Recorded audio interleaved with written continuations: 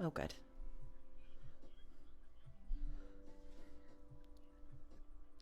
Excellent. We're very happy that you're here. And Pirate, yeah, it's good to hear your voice. Pirate, thank you.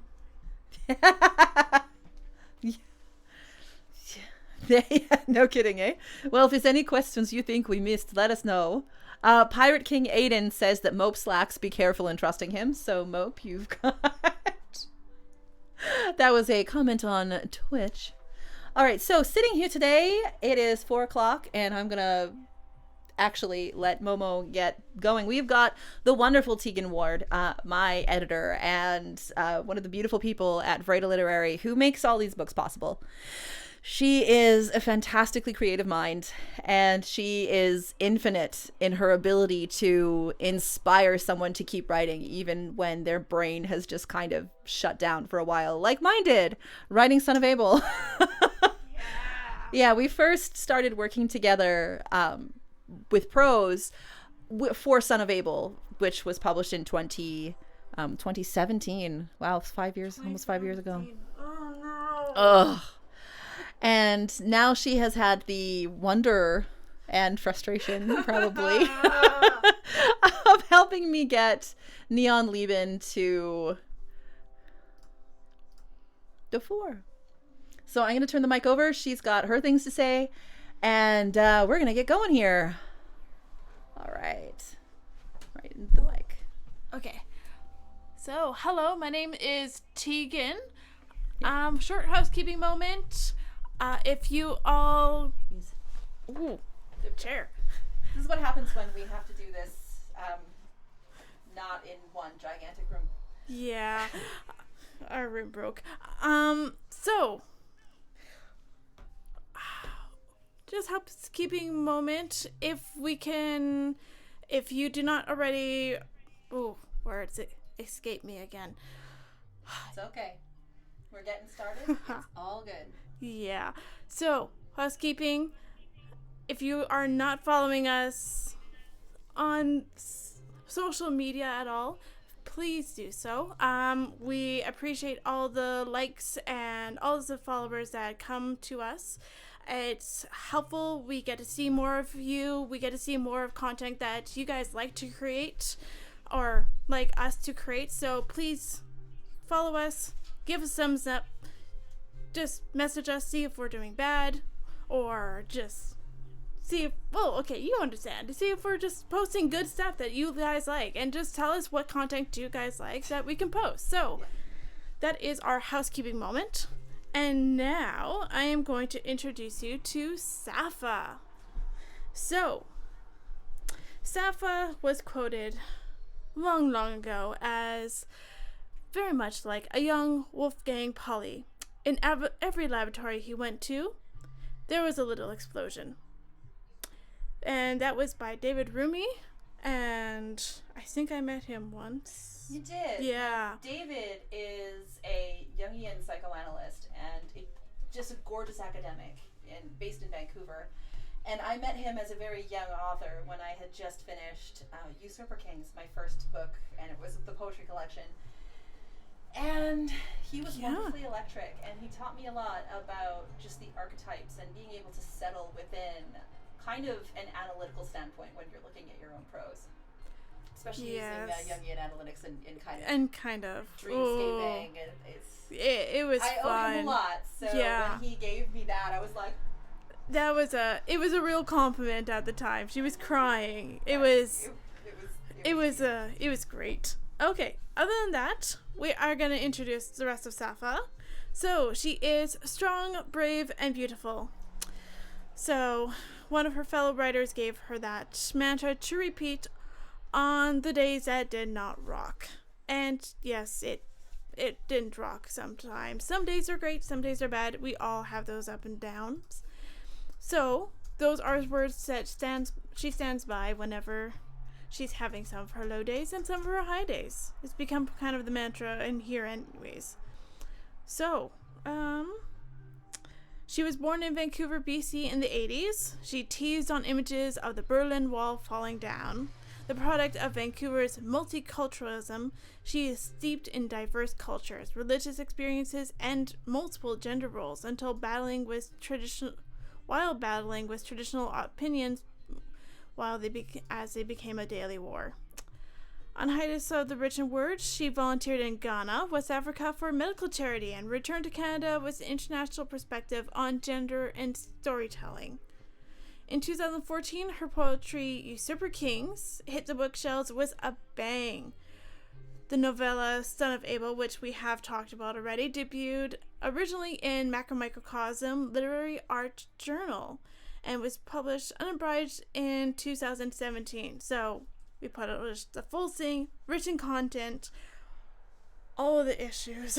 I seem to remember this quite clearly. When I had taken on Son of Abel originally as just a serial to put into the magazine. We just needed content for MMC. And then Tegan was like, yeah, but what about Finnegan? What about Finnegan? What about Finnegan? He's great. What about Finnegan? You know, and she kept kind of like pushing back, but in the original serialization, there was no room for that. And so after it had finished, she's like, now you have to go back and write the rest. We needed the rest of Finnegan. I wanted more Finnegan. I wanted more pub scenes of just random creatures in a pub. We kind of made this like character, which you'll probably see later on in the Son of Abel trilogy. So I'm giving you the one blooper, one spoiler. His name is Bob the Unicorn. Done. It's great. It's absolutely fantastic. Yeah. So, all right. Yeah. So we have talked a bit about her books. We are going to be introducing Neon Lieben to the world. It has been our baby for the last, longer than we've been actually working together. It has been a journey. It has been a struggle. We started this Safa started this in 2012, and when I met her in 2015, 2015, she had given me a book called, I forget what the working title was at the time. Wholesale Ink. Well, I called it Wholesale Ink at that time, but at the same time, she gave me that, and then I read it. And I said, I want the beginning. I want, who the hell is this Lieben? So, ladies and gentlemen, I present to you Neon Lieben, the start of the beginning of the end. Of the saga. Well, it's the beginning of the end. It's the end of our baby. It's out in the world. Yeah, it's definitely our baby. It's been a long haul. It's not easy for a writer to be told, nice novel. Go back and write something else instead. But at the same time, I recognized, even being a young little shit of an author as I was, that she was right. So I'm going to read you guys the preface of Neon Lieben because I think that sums up the book well. And then we're going to go on from the preface directly into the first reading. I'm going to read the entirety of chapter 3. Hi, Laura. How's it going? I'm going to wave.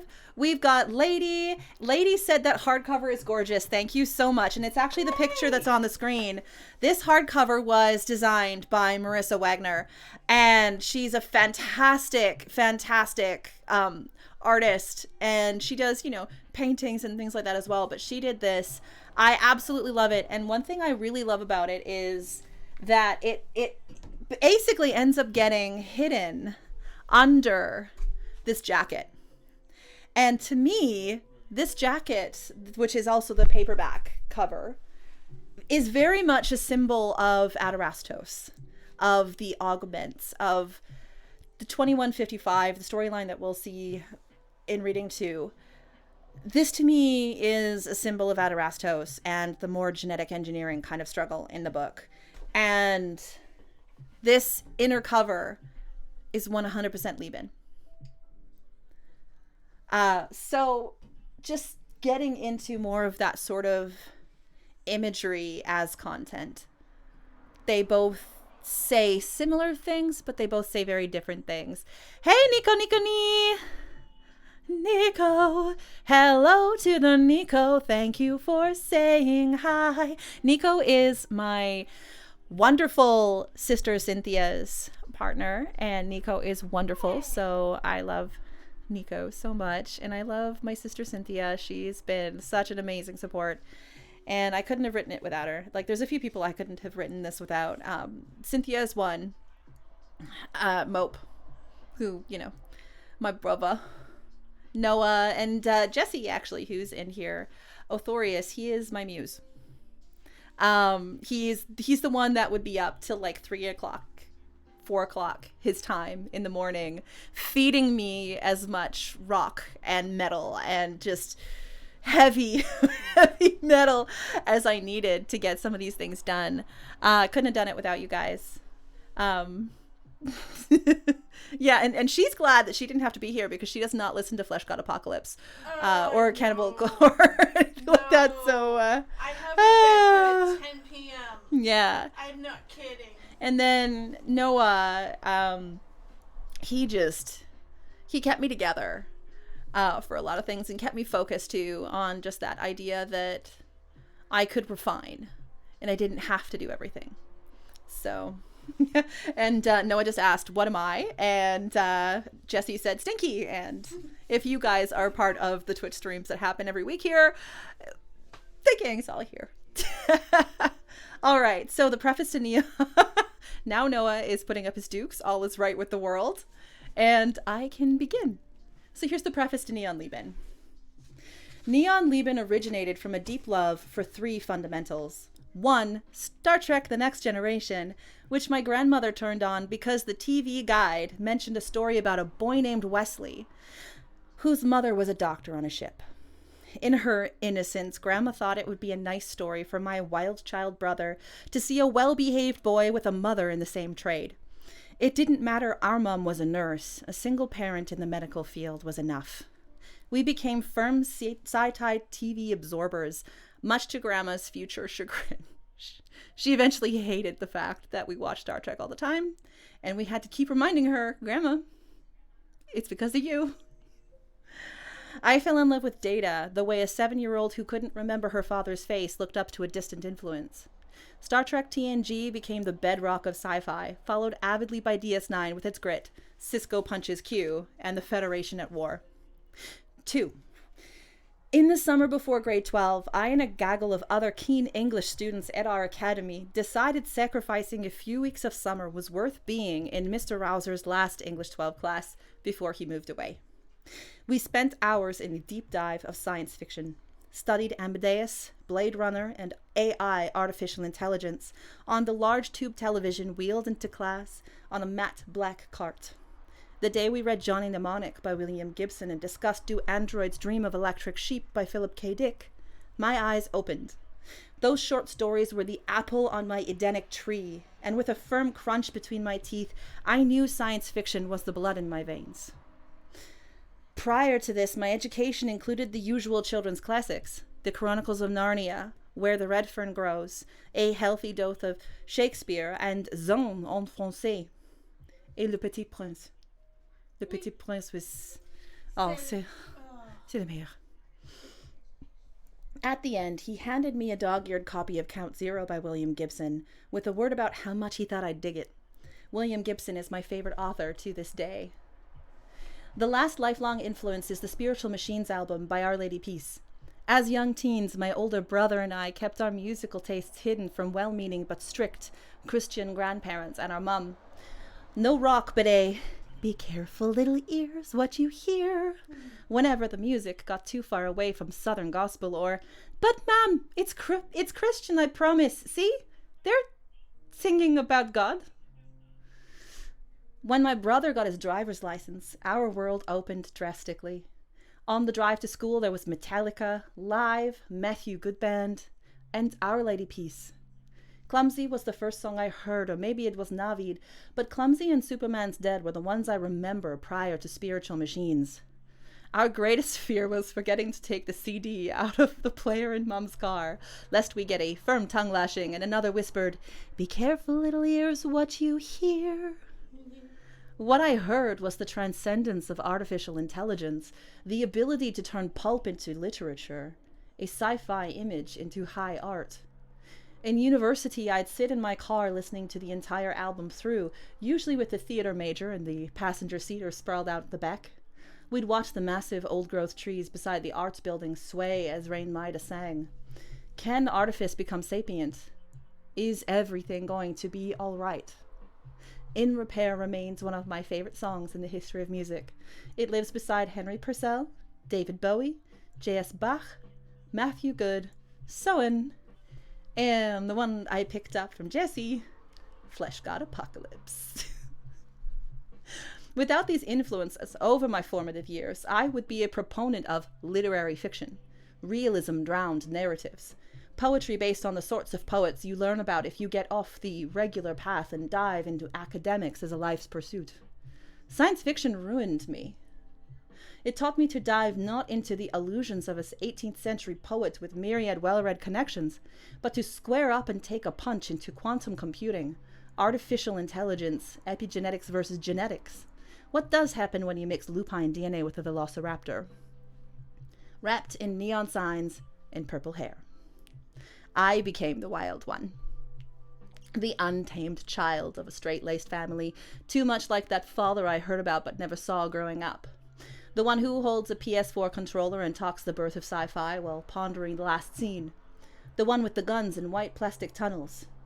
I did not take a tumble down the perfectly respectable Shakespearean rabbit hole to an academic wonderland filled with Afro-Ben and discussions on James Joyce. I could have. The foundations were built for that house too. I quite loved performing Shakespeare. Beatrice was my favorite role. There is nothing wrong with academia. I learned I was too wild for it, too much like the fastidious horses in Vysotski's rumbling Soviet song. I could dive into the academic side of sci-fi, argue the value of artifice and imagination to teach readers to view their current world in different light. Instead, I dove, frenetic and untamed, into the sprawl, swinging a mean left hook. Broke above the console cowboys of the Matrix, watched Electric Dreams, and learned what faster-than-light travel meant when you captained the Starship Enterprise. All in, Neon Lieben is an expression of these myriad influences, of Jungian archetypes and a vivid imagination strong enough in physics to dip my toe into the realm of quantum computing, with help from an intelligent friend of mine who has degrees in the stuff. It's an inspection to the spiritual foundation of my younger days, of practices and meditations on the Sephirot, I and my spouse steep into our home. Two stories intertwine. GMO soldier Adrastos discovers humanity, and little harmless Max Allard has to bring him back before the ubiquitous all is lost. The grieving scientist 70 years prior, who built an android to combat the death gnawing at his heartstrings. The path to artificial sapience lies not in a fleet of work-saving robots, but a group of anarchists who refused labels with religious aplomb.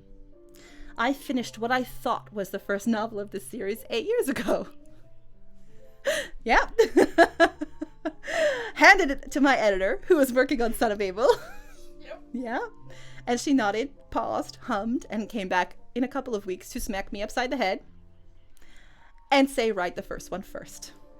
Hedonism Wholesale ink remains in the vault. And Tegan was right. Any good science fiction piece requires an origin point. A genesis machine to ground the future stories within a world uniquely of our own design. Welcome to my origin story. The birthplace of Adrastos, Max Allard, and the android queen who called herself Mother sometime between creation and the day Adrastos washed up on the shore of Ucluelet's Carolina Sound. That is my introduction. Bro, I can't imagine writing this banned. Aw, lady, you're so sweet. Oh, I love you. I'm going to take a drink of water, guys. Does anybody have, before we get going on to the next thing, does anybody have a question that they want answered?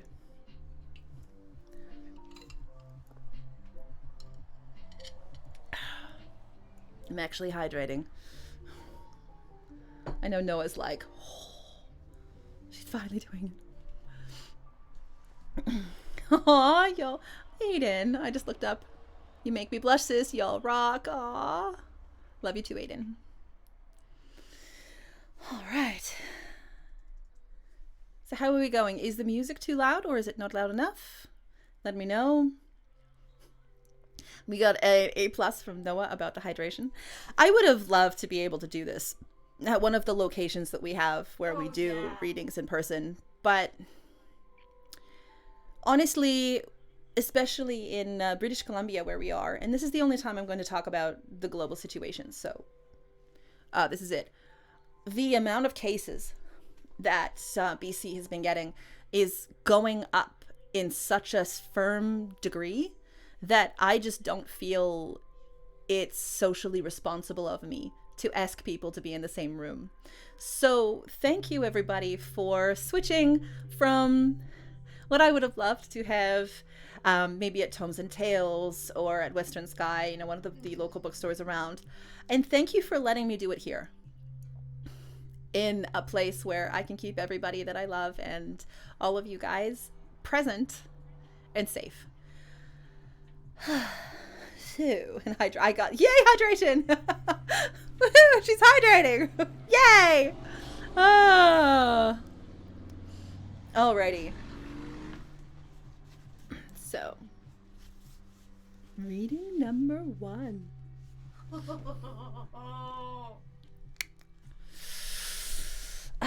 My Discord crew heard me practice this earlier and we timed it, so let's hear. Hope we can get it through. Was there a specific reason for the number of biomachines in 2155 or just a random number? Okay, so Adrastos is AD001 because he was the first viable asset, the first of the genetically the genetically modified organisms that actually survived the process of basically being born, the process of actually being created. So he was number 1. He was the control. He was the progenitor of them all.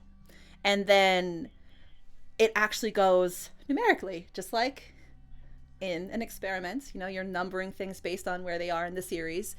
And so KT002 is next, and then CV003. And so their numbers, especially as we keep going, especially with the pack, which are the ones that are the wolf DNA mixed with raptor DNA mixed with person, the placement of where they are in that hierarchy actually becomes very important later on. Yes. Yeah. It becomes very important. It becomes very, very important. So those were actual me sitting down, planning out every single one. Where did they fall in the list? How long did it take to get there? And 2, with the numbers, you'll notice that all the really little numbers, like 1, 2, 3, 4, their powers are different. They're more just based on augmenting a physical body. But the powers get more extreme as the sequence goes on and you get to larger numbers, because those ones, they had a little bit more experience under their belt when they designed those characters like Ka and Tokaru and Rachel. So there was a specific reason. Thank you, Earl. Earl is the author of Aegis, and it is amazing, and we'll make sure we put links in. Yes. For Aegis as well. And Cynthia says as well. Thank you, Cynthia. All right, good question. Let's have some fun. 3. It was retro. 2085. An atomic cloud of agitated rage surged out of the staircase and scowled down the hall. Weakness. Dullards played with dolls in the boardroom, but where were they when Dr. Dieter Karnak created the first stable interactive hologram? Where when the Commonwealth required drones instead of soldiers? If not for, he shook with a snarl. Tara was nothing but a reminder of his wife's distance, the seal Sarai placed in her virtual capsule. a fantasy in the house which became more a time capsule of their once contented lives than a place Dieter could stomach. Silence. Bloody silence. From Sarai, from Chairman Kaur, the utter cavity of silence, while those pedestrians like Robert and Tara spoke in crescendo.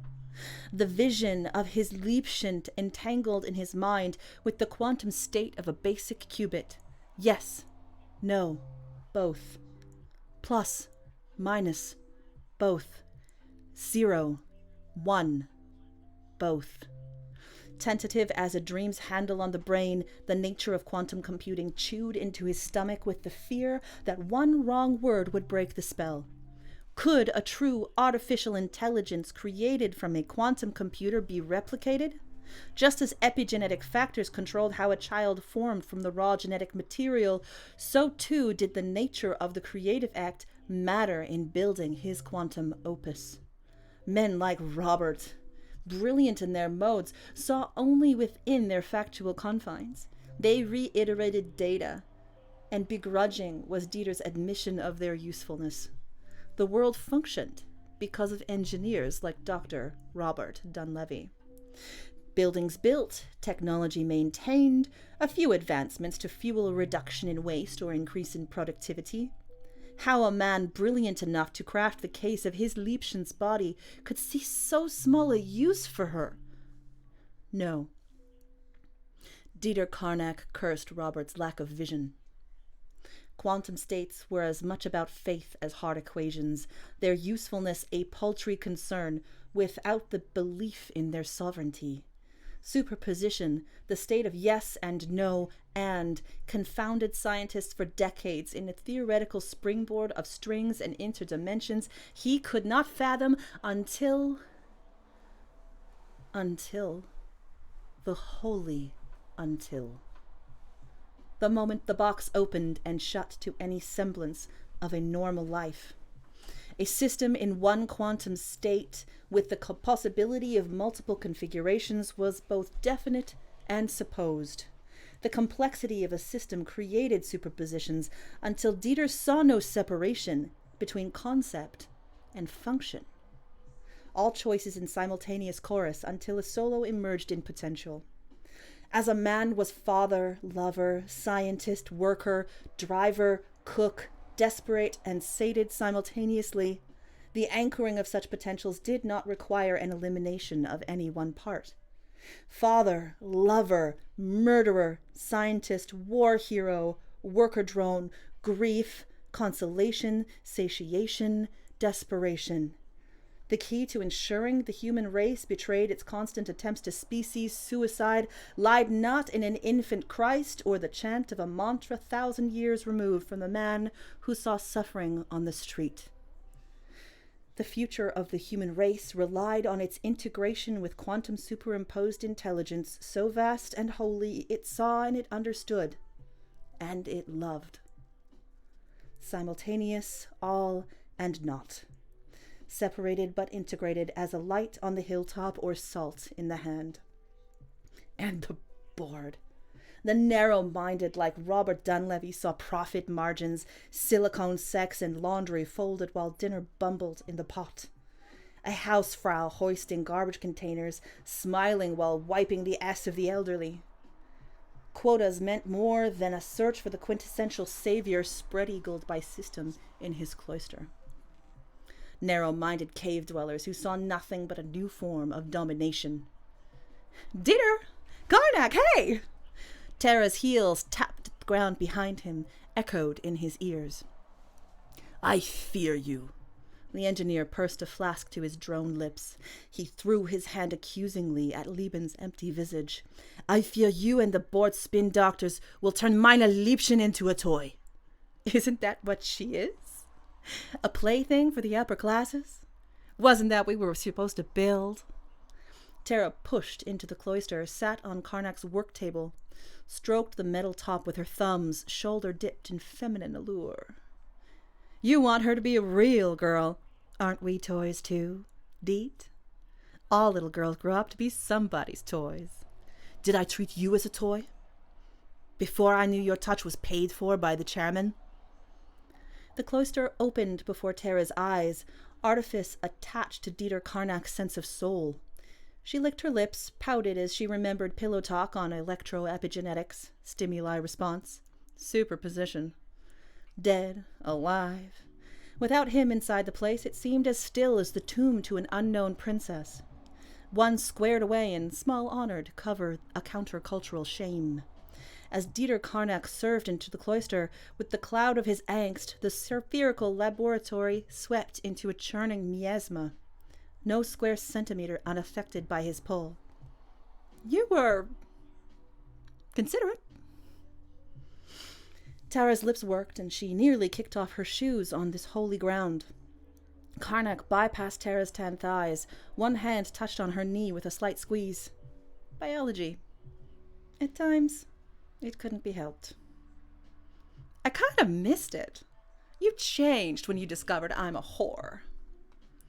The disparity between your current state and your potential irks me.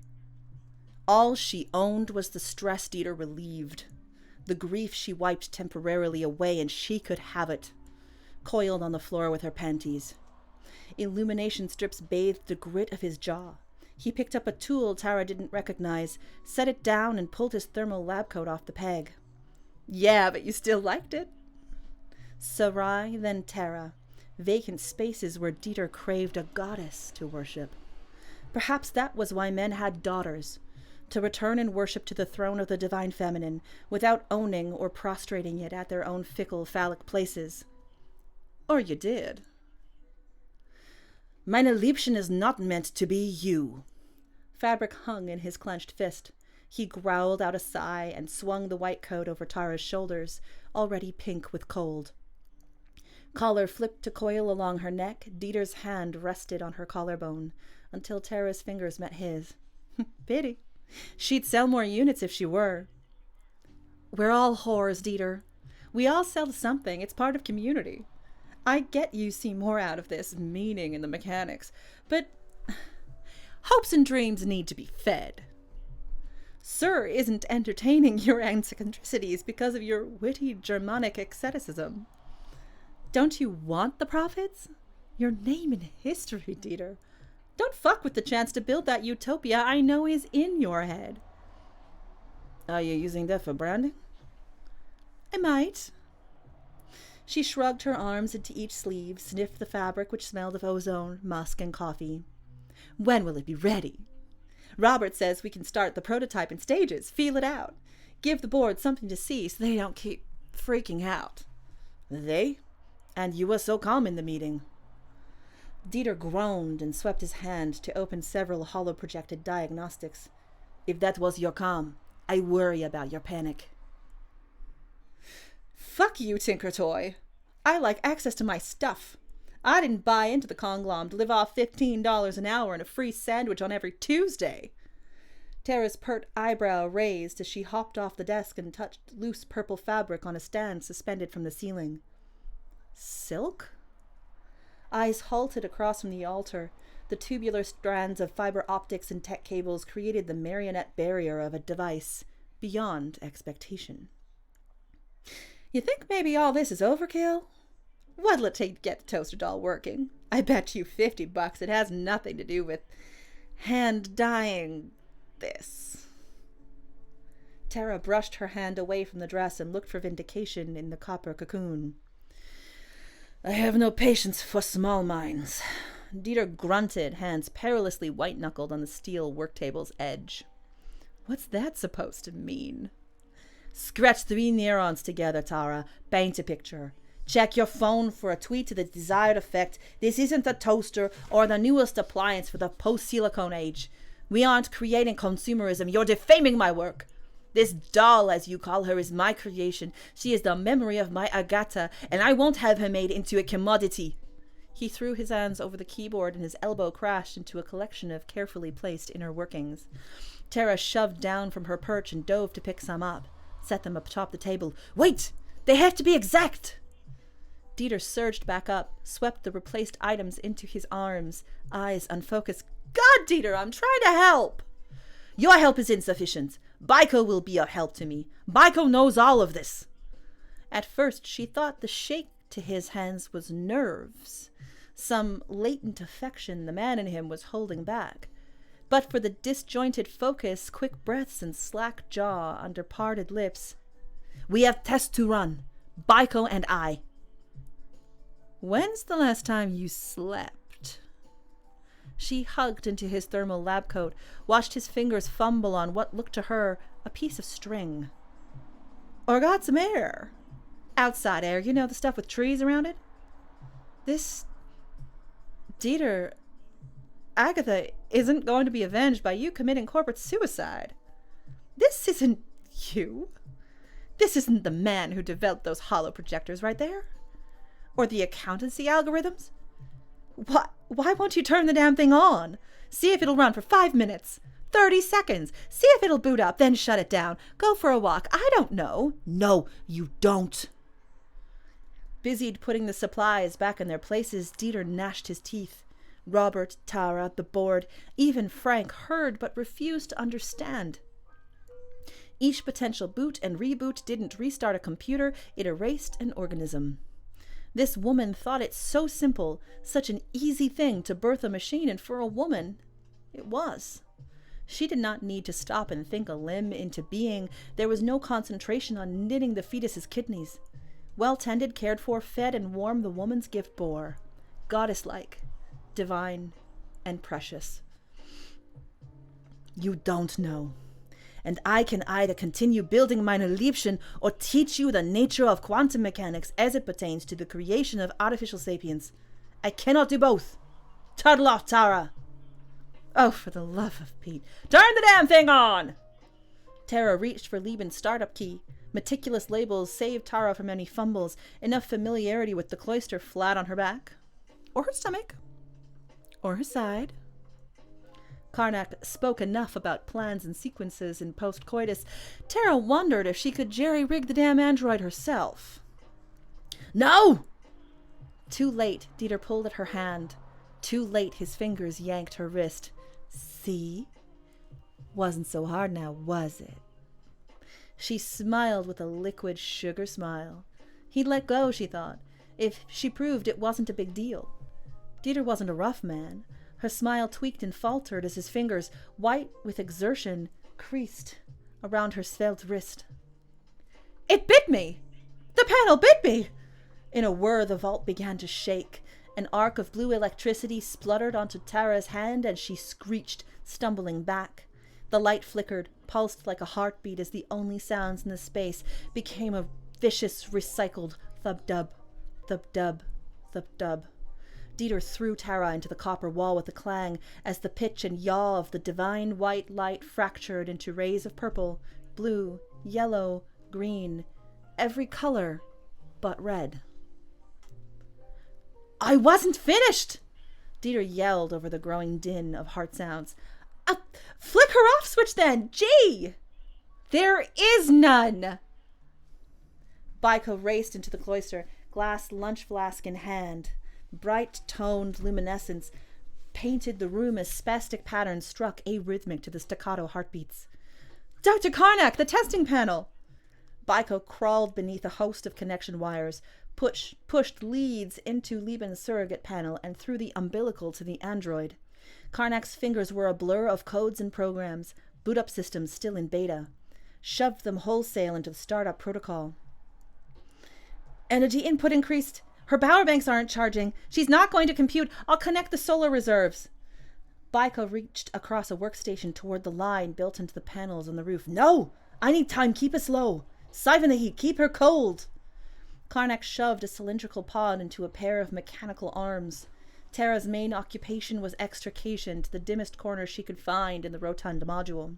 With little success, she peered through cloudy eyes as the midwife of this new life form sputtered and fought with cables, binding ties, computer programs. "What do you mean this thing doesn't turn off? What kind of computer doesn't turn off? The kind we hadn't finished!" A blue arc of electric pain seized Baiko's nervous system. The girl cursed in Japanese, a poetic string of soft-syllabled shock.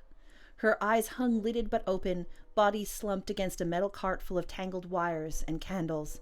"Oh my God!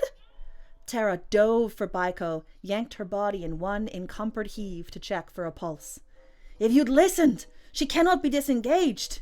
I had more tests to run! Move!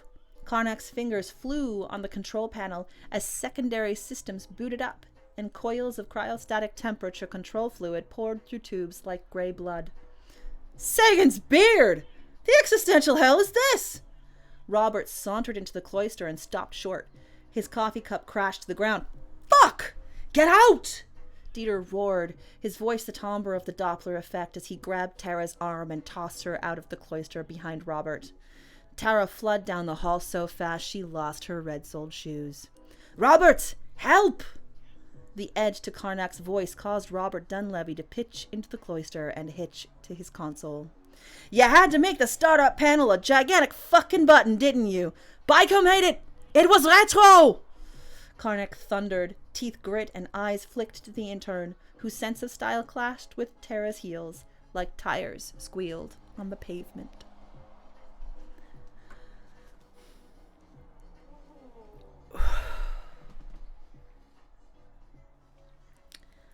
I'm going to take a second, guys, to catch my breath after that. Maybe... Do you want to just talk a little bit about the Q&A? Yes. There we go. So, we will be having a question and answer now. So, if you have any questions about Neon Lieben, just on anything about Vreda or MMC, feel free to ask. Either on the Discord or on the Twitter. Or, yeah, wait, is it Twitter? Yeah, Twitter, yes, Neon Lieben we're doing, yes, I forgot. So, it's on Twitter, hashtag Neon Lieben Launch. If you have any questions, feel free to send them to us. How's it going so far, guys? Everything doing good? Is it difficult to switch between different characters in a story?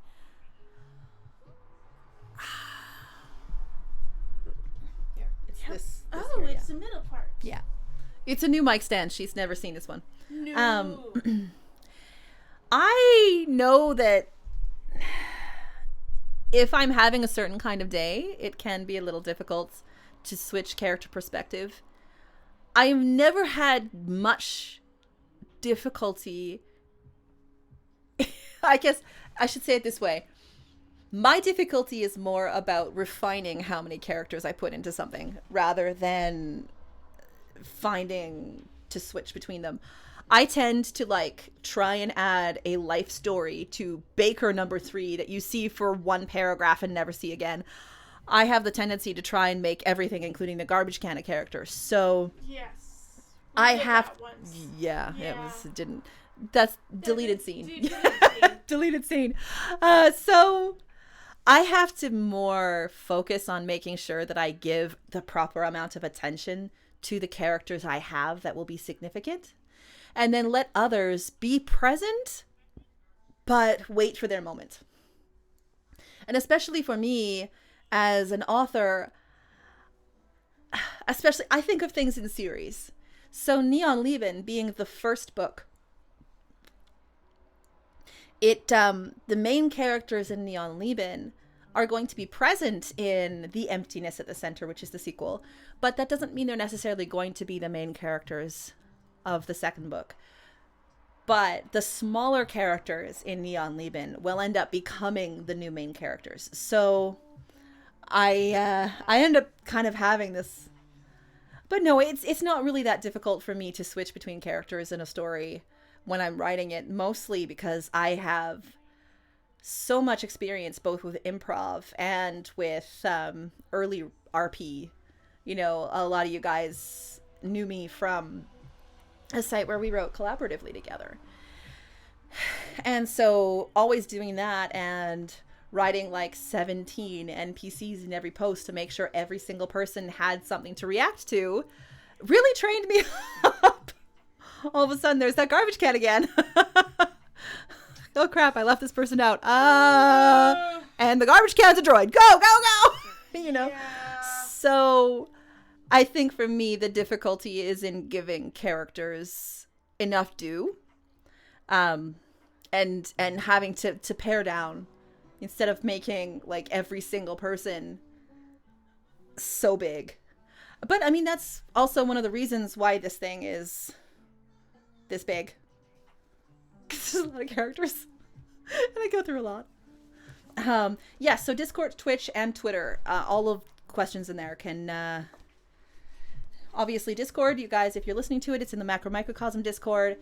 You can also join the Beautiful Machines Discord, which is in Nightbot right now. And Twitch is twitch.tv/usurperkings. Twitter is also usurperkings. Oh, and Instagram is usurperkings. Everything where I could make it one thing, I did. So, all right. Yes. So, fun fact, we started naming things Usurper King after her book, Usurper Kings, her poetry collection, and then it just became a thing. So, we just continue with the thing because it's so easy. Because we started making one, and then we made another, and then another, and then another. So, it's just a continuation of that. So, do we have any more questions? From your reading, we can hear. Okay. So, from your reading, we can hear distinctive tones and accents. Where do you get the inspiration for their character sounds, though? Oh. Okay. So, Dr. Konek. That's Tara. Dr. Konek, I'll start with him. My father was a refugee, and his parents, after World War II, refugeed from Eastern Europe to Canada, ended up around the Quebec, Ontario area. So when I would listen to my Opa and my Oma especially on the phone, my Oma was born and raised in Germany in the 1930s.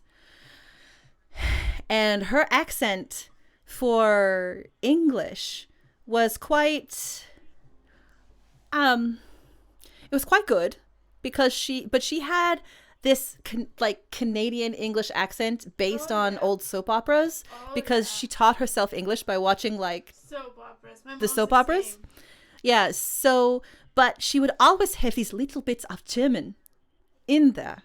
And so for me to be able to the reason the book is called NEON Lieben, because obviously if you know German, the word is actually Liebchen, meine Liebchen, and that's what Karnak says, meine Liebchen, meine Liebchen. But since Baiko could not pronounce Liebchen and kept calling Lieben, it's the same thing I used to do listening to her on the telephone when I was a little kid, and I had a lot of hearing problems when I was little. And so every time my Oma was like, oh, meine Liebchen, ach, meine Liebchen, I love you, I would be like, Lieben, hey, because I couldn't hear her on the phone. So Dr. Karnak's accent is definitely influenced by my Oma and the way that she spoke. Tara! Oh, Tara. So there is a specific type of person that I was feeding off of when it comes to Tara. And really, I really wanted to do a voice that I hated. I hate it when you get these I've got a sugar sweet smile and I'm going to cut you down until you're 2 feet tall. How's that sound? I hate that accent. I hate that sound. Because to me, I'm like, can I punch you in the face? Please? So for me, Tara was, how can I make a voice that makes me feel icky? And that's how I did Tara. Certain characters are harder for me to stay in character with. You might see that later when I'm reading the second reading with 2 other characters in it. Those ones are a little bit harder. There's some accents that are easier for me to do than others. But really, as soon as I kind of get into the mode of the person, it's like performance. It's like, all right, I'm going to be Tara now. I'm going to tear you apart. Aren't you a little peach? Oh, no, I'm not from the South. I just trained. Sultry Southern Belle's prepared. Oh, no. Sultry Southern Belle is prepared to die. Well, as you find out in the book, everything about Tara is artificial, including her accent. So it's not a true, I'm just going to be a Southern Belle because the Southern Belle accent, oh, it's so sweet. Oh, my dear Lord. Like, oh, ain't you just the best thing ever? Like, that's more of a genuine Southern Belle. Tara is even fake in the way she talks. And that's the purpose of her. So her accent is fake. Yeah, I know. I was trying to sound Southern at that moment. I was trying to vindicate the Southern Belle. But Adorestos is interesting too because it's hard to do his voice. It's so deep. I can only go so deep. All right, so we've got another... Lady has a question. Yeah. How long did it take you to write this book again? Oh boy. Do I admit to this? We're gonna have to. Okay, so Tara needs to be stabbed by her own heels. Oh, you read it. I read it. Okay, please read it. It's funny. It's so funny. Her death is great. Hey, spoiler alert. Hey, one spoiler. Okay, that's our spoiler for today. Spoiler. Our spoiler is... I'm sorry, it's just Tara. I know, it's Tara. Killed her one time. Yeah. So originally, I had started off the Lieben cycle with the novel Hedonism Wholesale Inc. And I had written that entire manuscript by the end of 2009. So I worked on it and workshopped it until 2012, and then I handed it to certain people. But as of about 2008, 2009, I had an original manuscript for NEON Lieben that is practically indistinguishable from what we have now. There are very few things from that first draft that actually made it into this book. For one thing, and this is something that I'm actually putting into the sequel, The Emptiness at the Center, I had originally patterned NEON Lieben's entire story structure back in 2009, 2012 off of the Sephirot in the Tree of Life. So, like, chapter 1, Malchuth, and we went up the Tree of Life with a couple of chapters each and actually kind of seeped into that. And that Sephirot, that Tree of Life, those meditations ended up almost into NEON Lieben. They were taken out, I believe, just a couple of days before it was done. It was going to the printers. Mostly because we realized that all of that time I had spent working on that was disconnected from the story itself. So instead, all of those things are going to come into Emptiness at the Center. So all that to say, I have been working on a version of NEON Lieben for about 12 years. And then other novels in the Lieben cycle were written, in the past 8 years. And then it took a good 8 years for me to write NEON Lieben, mostly because I had all of these other books already there. And I was like, but the story's here, it's here, it's here, it's here. It was always my intention to go back at the end and tell the origin once all of the rest of the stories were finished. But of course, that was silly of me because then there's no world building and everyone's going, I don't have your brain. What is it? What are you talking about? So about 8 years, I would say, before we actually have NEON Lieben here. That was a good question, Lady. And then I've got, Noah in the Discord. Yeah. Sounds like a Southern Nothing Belle. against the Southern Bells. Just Tara's fake. And she puts on an accent. And really, there's a specific person that Tegan and I both know. Yeah. That inspires a little bit of the way that I perform Tara. Basically, because she... Yeah, let's no. We want, she's a dear person, and I've actually learned a lot from this person. But the way that she puts on herself, especially when she's performing, it's like all of a sudden, boom, it's her performance face. And I love that idea of having Tara be this eternally artificial woman. Her body's artificial in a way, like she's got so much plastic and silicone she could float. You know, she's this completely fake, completely artificial being. We got a Bob Ross. We got a Bob Ross. Oh, we have a good question above him. He Where? asks, how long before the sequel? Don't make us wait another 8 to 12 years. Yeah. Okay, so the sequel, I've already started writing it. Yeah. We already have the entire story structure down of the sequel. Thank you, Lord. Yeah. And I... Thanks, Mope. He was around, yeah. Mope is totally right. He was around practically the entire time while I was writing all this. Yeah. Thanks, Mope.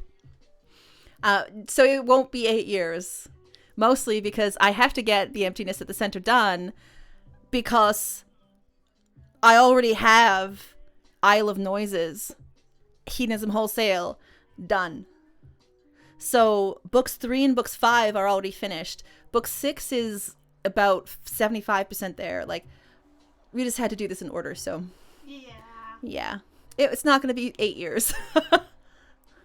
That was the perfect use of the emoji Nico. That was so good. All right.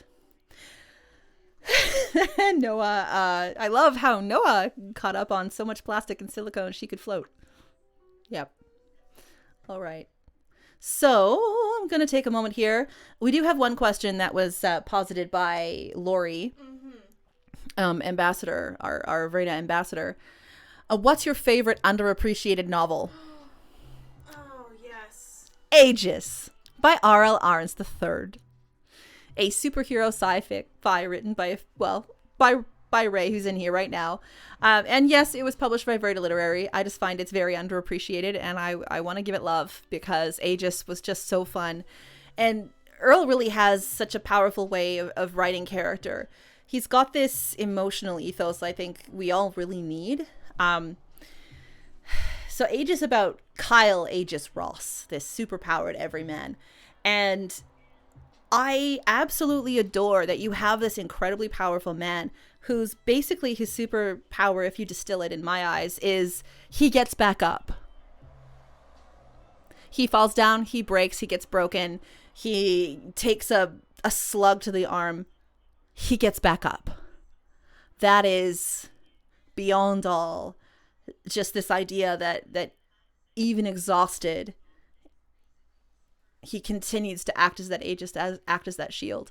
And yet at the same time, Kyle has such an emotional availability to him that I think that there's a lot of people that are missing a man who is completely non-toxic in his masculinity. I really do believe that Kyle Ross is just such a breath of fresh air. When you think of all these heroic novels and all these manly heroes, and he is 100% masculine, but he's 100% masculine in touch with the idea that emotions are there. So if you want something with a superhero that falls a lot and gets back up, who is a very emotionally available but struggling person in the novel, and who trips and finds his way back, it's such a relief. It's such an amazing character, and I really like what Ray did with the book. So definitely I would say Aegis is one of my favorite underappreciated novels, mostly because a lot of the other novels that I absolutely love are like William Gibson's Neuromancer. Well, that's not underappreciated. The Tomorrow War. Well, nope, not again. So yeah, I hope that helps. All right.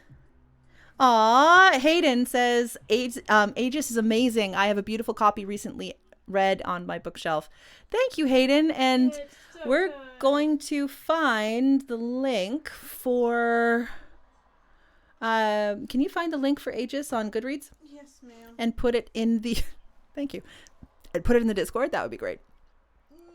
Love me, or Aegis, I mean, says Earl. So Earl's there actually asking questions, so...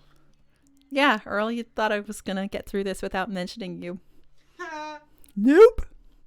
All right, one more question, then I'm going to take a drink of water, and then I'm going to get going on to the second reading. Which one should I answer?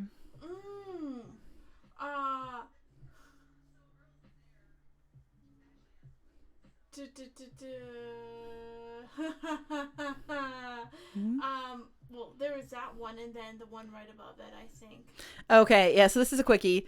Do you hide any secrets in your books that only a few people will find? You better read it. Yep! Wink, wink, nudge, nudge. Yeah, absolutely. Tegan's cackling. Yeah. There's lots of secrets. Oh, yeah. Yeah, and I think there's secrets that a few of my Hallows family, you guys will be like, ooh, what a nod, you know. There's definitely some things that you guys will be able to pick out. One more question. Where did the different names come from? Okay. So so basically when I'm making a character, I look at the concept behind that character. I look mostly at where I want that character to start emotionally or mentally and where I want them to end. What is it that character will inhabit? What will they learn through the process of being in this story? So for someone like Adrastos, for me, the inspiration was the Iliad and the character of Adrastea, she who does not run.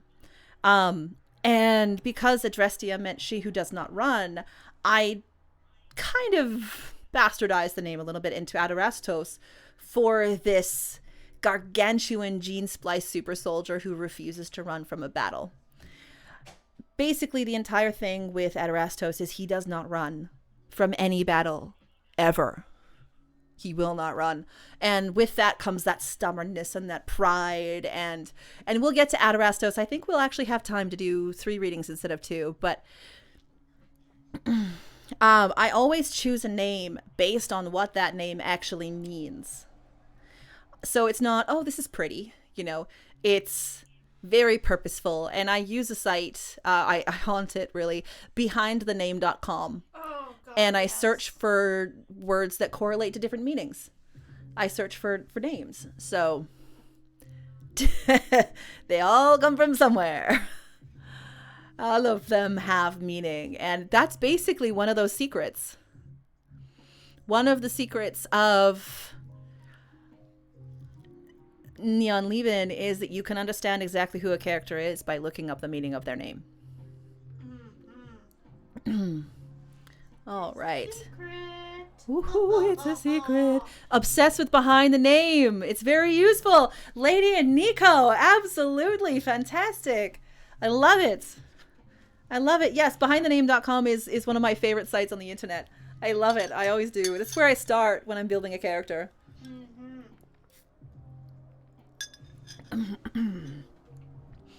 All right. All right. We're going to move on to reading number 2.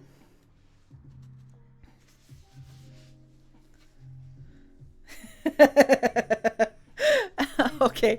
And Earl says, Adrastos. She sent me for food. She said, you decide. He runs away.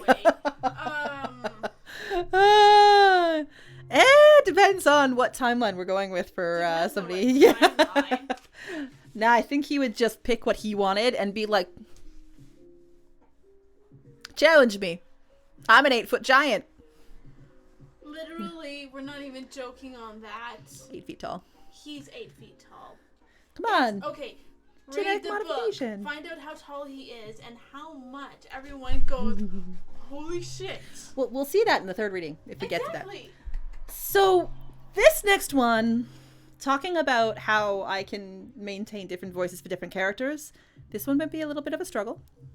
Sounds familiar.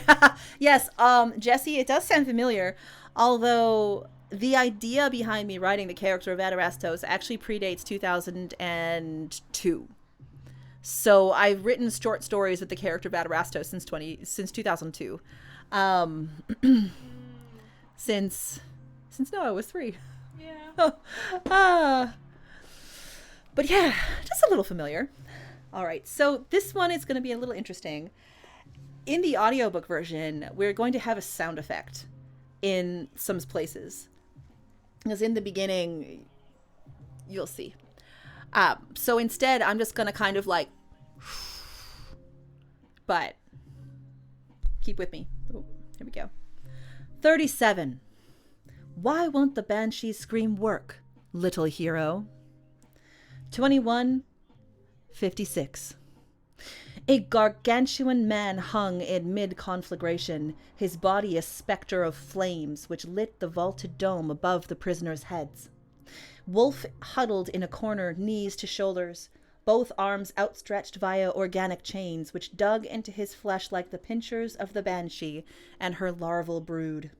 Adelia Fridley stirred onto her palms, hair slick on her cheeks and down the back of her neck. Fingers nudged a sore spot on her shoulder, sweat and the creature's verdant blood visible in the blue light. Where? Arms wrenched her from the puddle, yanked back until Adelia landed with a huff against a bundle of seaweed and palm fronds. It quivered. A single eye stalk rose up, yellowed and brown on the edges. Tokaru. Sing covered her mouth with a hand soaked in gore, stained her skin until Adelia's lips tasted copper and bile-risen bitterness. She groaned in alarm until Sing shook her, face near hers as he whispered again. Questions of where they'd got to faded as Adelia looked up the dome vault above. Drip drops of water scurried down metal girders to pools in the lowest spots on the bedrock, smoothed by scuffled feet in their dozens. She held a gasp in the pit of her stomach as Adelia saw the only light within the space was the conflagatory pyre of Percival.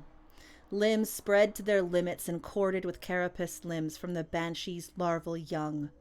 Dim blue haze betrayed their proximity to the ocean's break and cast the undersea dome into a blue and orange bruise of a place. Out. Adelia could put Percival out. Unlike the others, she felt no bonds around her wrists or ankles, nor was she a pile of loose plucked foliage like Tokaru. She spread her fingers in the pile, feeling for a leaf large enough to use as a bowl. Sing dove for her, rolled them both into Tokaro's foliage. Lips moved, but Adelia didn't catch his whispers. She glanced sideways at his face, dark hair stuck along his forehead and neck, turban stained with mud. Another mutter from the man until his lips stilled at her confusion. Oh my God. This time, Sing's words were slower spoken. As if he made a sound, Adelia remained ignorant to its vibrations. Muffled by her own breath, no sound entered the cochlea of her ears or set hammer to anvil. He cupped her chin with shaken fingers, spoke and watched blue eyes flicker from his eyes to his lips. You're deaf. The man shoved her into Tokaru's foliage, which opened up enough to pocket her as Sing held his hands to his temples. Teeth grit, the veins on the sides of his neck bulged, and Adelia searched wide-eyed for the stimulus behind this body crash of pain. Opposite Percival's flame-licked body, the banshee shuffled to 4 of its limbs. Elongated mouth clacked in a long ball. Green blood flowed between chitinous plates around the arthropoidal torso. Eyes, human eyes, opened in the belly of the monster. Painful brown eyes, lost so long to their humanity, all Adelia saw in the silence was the wail of a woman encapsulated in death knells, which never came. Larvae rolled round the banshee, their faceless bodies undulated between the cords which bound them down to the undersea vault. From the ceiling, a long rope descended and swiveled to reveal the black and white screen of a television, turned to an unclear channel. Welcome, my unfortunate pretty ones. I am Aida of the Pacific Stem, and you are trespassed property of the Syndicate of Human Expanse. Hair raked back, Aida pursed violet-painted lips and fixed the gray turtleneck under her chin. The image froze, her face contorted in an odd dance before it caught up to the lip babble. Banshee, we knew your precious conglomerate was dealing in genetic engineering, and now the proof stands. Or, well, burns before us. Her head turned in a sick laugh until her eyebrows quirked and Aida scowled. That was a joke. Jokes are funny. You ought to laugh at good jokes. Her shoulder dipped, and Adelia imagined she pushed some off-screen button as the others cringed and roiled. Adelia sunk into Tokaru's foliage and pretended to shake at the sonic punishment. Sonics. Were sonics the best humanity mustered away from the modern machine's potential controls? In a world of noise, of free communications thanks to Lieben's dissemination of global connectivity, why were some frequencies secret from the mother machine? My dear, my child, you injured my beloved Banshee. The televised apparition glared at Adelia. A minuscule dot above the television shone in Percival's flame. A camera lens? How did you do it, Angel? You are the first to be immune to my Banshee's call. Adelia shook her head and sunk deeper into Tokaru's web until she felt the solidity of Tokaru's permanent flesh. The arm which held her was as spindle-thin as a starved toddler and gave less comfort. Tell Auntie Aida and I will allow you one request. That is how little girls prove their worth, isn't it? By being silently obedient until given permission to speak. She grinned a yellow and gray smile, teeth jagged. Put Percival out! Douse the flames on Percival! Adelia blurted out, formed the words as precisely as she could in an attempt to avoid the deaf tone of her childhood voice. Not until Auntie Aida gets her answers. How are you not writhing in pain from Auntie's pet? Adelia's eyes flickered around. Hunched on his elbows and knees, Singh shook his head, then dry heaved as the Banshee clucked and chittered. The monster crashed forward, and momentarily Adelia's fellows stopped writhing. Aida's frigid eyes snapped to the creature. Disobedient girls get no reward. Her fingers snapped in the screen, and the larvae shook, craned their mouthless bodies in an arc around the Banshee. It rose, one broken limb and its remaining forelimbs slashed at the air. Singh was down again, gripped his head, and Adelia fumbled to hit the ground, grab her own temples in pantomime. Let out a scream for good measure. The larvae lunged, not at Tokaru, Wolf, and Percival, but at the Banshee.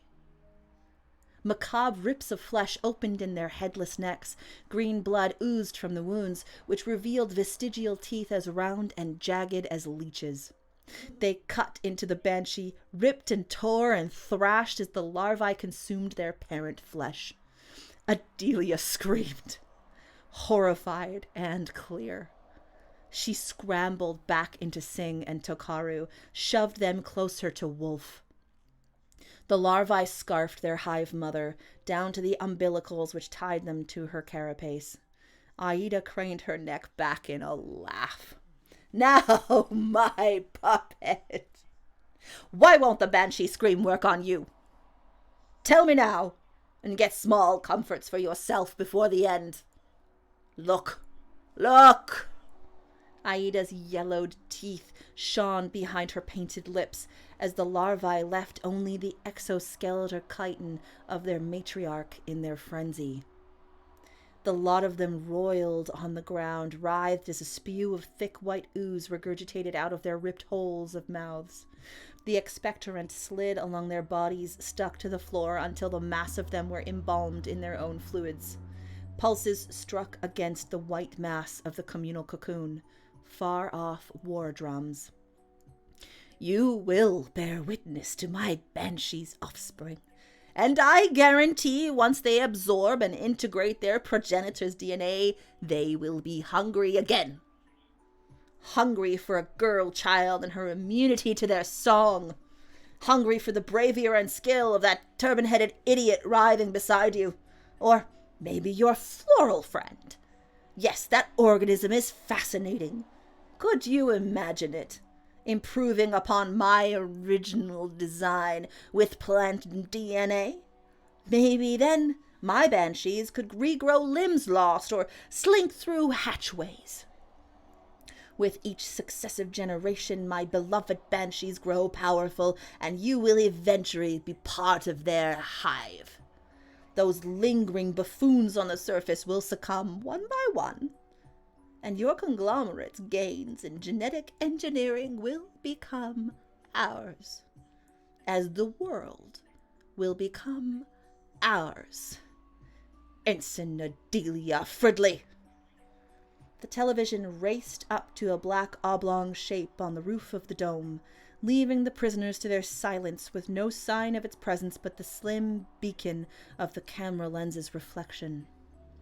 Adelia panted and shook, reached to drag one of the exoskeletal limbs of the banshee away from the roiling cocoon.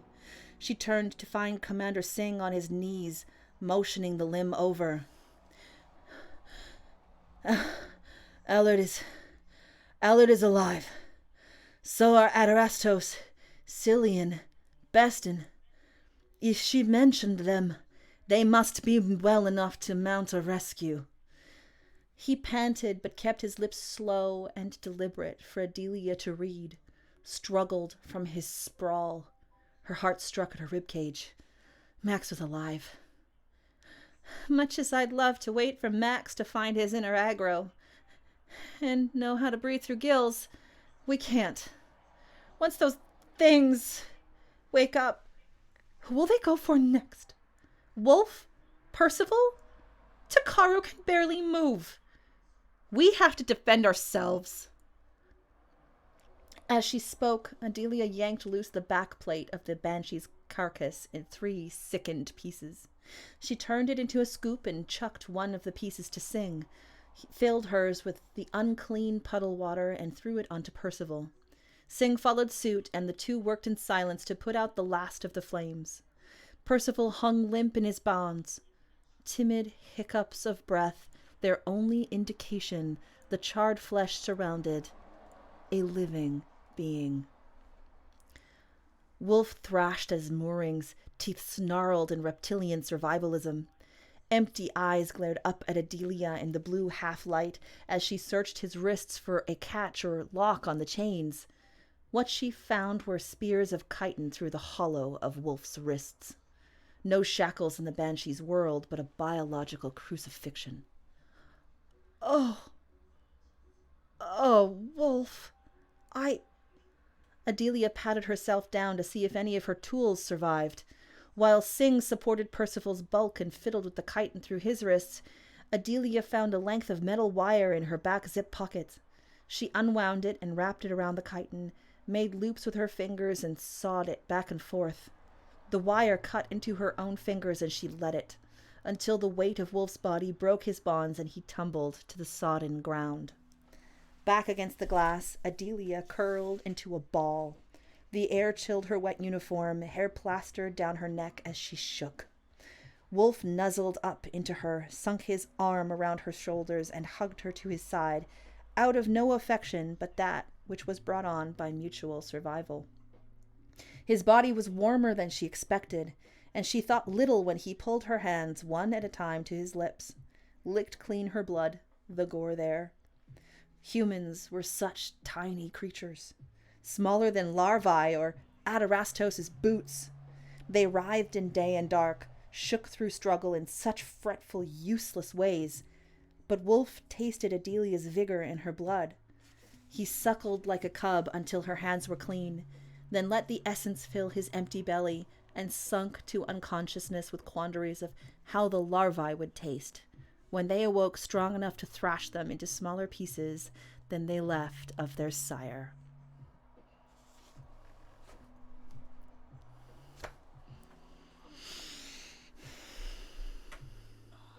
And that was chapter 37. All right, let's see here. Do I have any? All right. Making sure. Don't think so. No questions. All right. I just realized.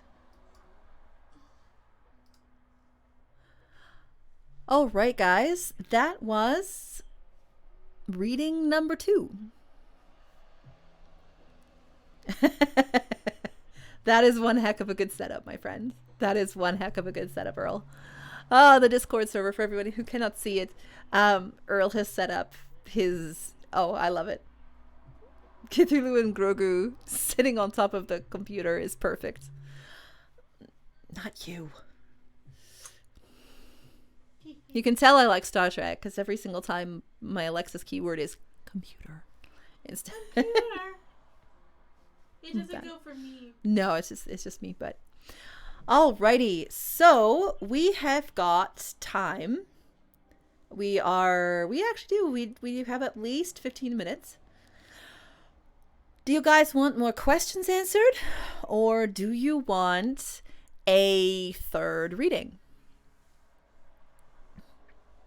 Let me know. How did that one go? That one is a little more energetic. Oh, Noah, that's all right, dude. You've been here all day. Noah has been helping me out for quite a few hours. Oh, we got another Read. Do you want to break and somebody else reads? Or I can do it. Want I can to just. read? Okay, let's give Saf enough time to read her or drink her water. You pick the reading. Ooh, it's very fun. Which one do we have? Night night, Noah. And Noah, just to let you know, so okay, I should mention this. There are quite a few places to get NEON Lieben as a book. For Canadians, the publisher's website, vredamedia.ca, is the perfect place to get it.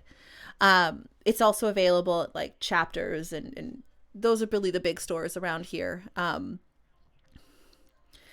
For Americans, Barnes and Nobles, Books A Million, all those places, thank you, Bubba, have NEON Lieben. You may, depending on the store, have to ask for it to be ordered in, but you can get it. The easiest place to get NEON Lieben for Americans is actually bookshop.org. And so I am going to bookshop.org. Here we go. Bookshop.org. I'm placing it in here. And it's where, yeah, Noah's like, 'tis where I bought mine. Yes. Bookshop.org sells the paperback and the hardcover. Currently, the ebook is still under exclusive license with Amazon Kindle. That will change, and then it will be available everywhere. But until that changes, right now it's a Kindle exclusive. Yeah. But for paperback and hardcover, you can get it off of bookshop.org. For every book purchased by somebody on bookshop.org, they actually raise money for local bookstores. So that is an amazing thing. Yeah, it's a lot of fun. And for our British friends, there is also a uk.bookshop.org. So you can get it in Britain by using bookshop.org as well. So for people in the United Kingdom, for people in America, bookshop.org is the easiest way to get it. And then you're actually also supporting local bookstores with every single purchase. And if you use that link, I will say one thing. If you do use the shop Beautiful Machines on bookshop.org for you Americans, it is an affiliate link. So, yeah. But we have a question, and it's Earl. Is there a character that is your favorite? One that you plan on expanding / delving into more in the sequels? Maybe one of your lesser main characters. Which favorite? You have one? Oh, wait, are we talking about Neon? Okay. Are we talking about the Neon universe? So, we're talking Neon. We're talking Neon. Okay. All right. Favorite character. This might surprise you, actually. Oh, really? It's Ivan Letopaxa. Okay, no, that does not surprise me. So there is an engineer in NEON Lieben called Ivan Letopaxa, And he ends up being one of the very few characters who's in every single book. There's just a couple of characters that are in every single book. And Ivan is... I named him actually after the crazy Ivan. Because he's crazy. And he's Ivan. Russian. Ukrainian. Oh, Ukrainsk. I know. It's a Russian. It's just so funny. It's a little easier for me to do a Ukrainian since I married into a Ukrainian family. So that's why, like, Demian is Ukrainian. Ivan Lidopeksa, he's Ukrainian. They're Ukrainian because, hey, I make nachinka, I do cholopchi. I can figure that kind of, it's a little closer to home. I can always look at my husband and be like, I need something to say here. And he'll be like, oh, like, here you go. Pierogi. So I would say Ivan, he develops more. He's never going to be a main character ever, but I love him. And as for main characters, though, Max. Yeah, it's Max. I love Max. Max Allard, which you get to see right in chapter 1. He's part of the Adarastos timeline. And that was the one Adelia was talking about, like, oh, Max is alive, thank goodness. Well, he's not going to get his inner aggro, so let's save ourselves. Max Allard. I fell in love with that character of Max back in, like, 2003 when I started writing him. I started with little short stories and things like that. And he was always had this friendship with Adarastos. It took different forms until I found the form that I liked in this. But Max, I would say, is the closest thing other than Lieben to a main character for the series. It would be Max, it would be Lieben, and it would be a character that we get to know in the future called Galeb. Yep. Yeah. She's like, she knows what's happening. I've read the 2 books. You have the spoilers. In numbers, I've read 3. Yeah. I've read number 4. I know the whole timeline. Wifey. Editor privilege. Editor privilege. I would definitely say it's between Max and I do love Lieben, but Max is a very special place in my heart. And the first time I really connected with Max as a character, I connected with the idea of a man who looks like a part African, part Maori kind of Tamwera Morrison look. And I've always, like, Max is a mix of Polynesian, African, and European descent.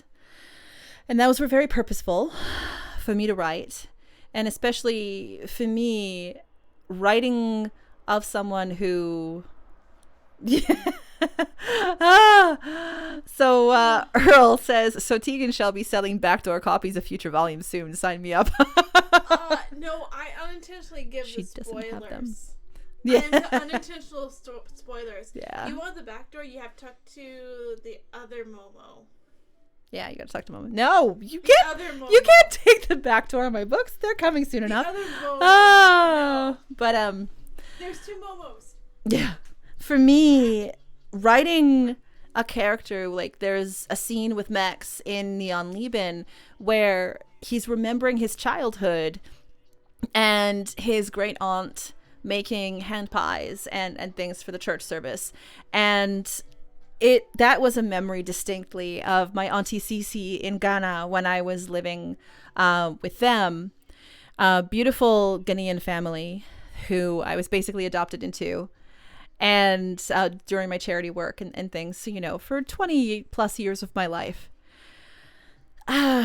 So for me to be able to put some of that color that I remember that I experienced when I was in West Africa, I had to create a character that could have little bits of those experiences authentically.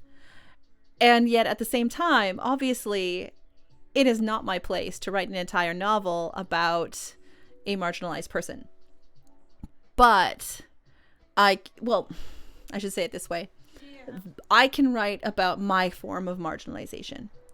And for me, that comes into gender dynamics. It comes into queer lit. It comes into feminine literature and things like that as well. But I could write from an authentic place with a memory of an auntie teaching him as a little kid how to make hand pies and how to do a certain kind of dance, and building that into a character who is of mixed origin. That was within my wheelhouse, and that's part of Max. And I love Max Allard. Yes, he's my baby. He's the stone of our... You know, it's interesting to see him grow. Yeah. Mostly, I think I love him especially much because he is this incredible character in Hedonism Wholesale Inc., which is the first novel that I wrote of the series years ago. And to see him in Hedonism Wholesale Inc., he is in his prime. He is at his most powerful. He is at that point in his life where he's got this. He's the captain of this ship and he knows what he's doing. And to go back and write his first scene where he gets called into the commander's office and he thinks he's getting demoted because he snuck his surfboard on board, and just like him being this like incapable fighter, failed his firearms tests. He's just a plumber. He just does the plumbing. That's all he knows how to do. This wide-eyed young guy with no confidence. You know, Ramage sends Max to get Adarastos because Max is so harmless that Adarastos would clearly not trigger and feel a threat.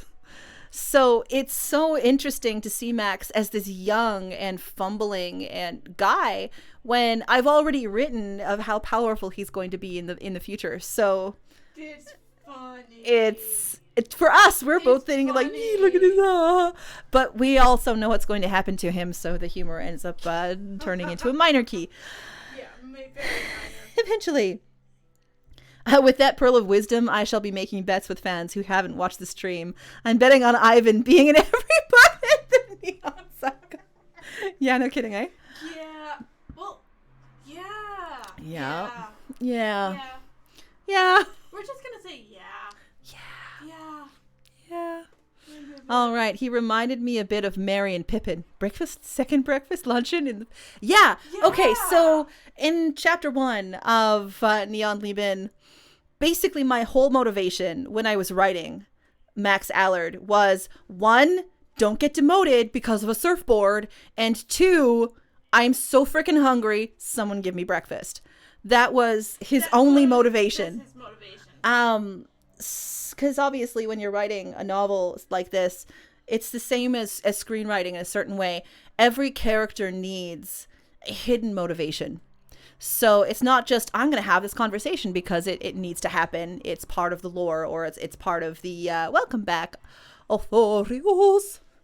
It's not just like, this exposition needs to happen and this needs to happen here. Maybe it's this exposition of this thing is happening, but Max is desperately trying to get to the bathroom, and instead he's being stopped by Commodore Ramage and this other person, and he's trying to figure out a way to get out of the conversation to give them what they need fast enough so he can go to the bathroom. Like, you're still having that moment, but there needs to be layers to your character's intention.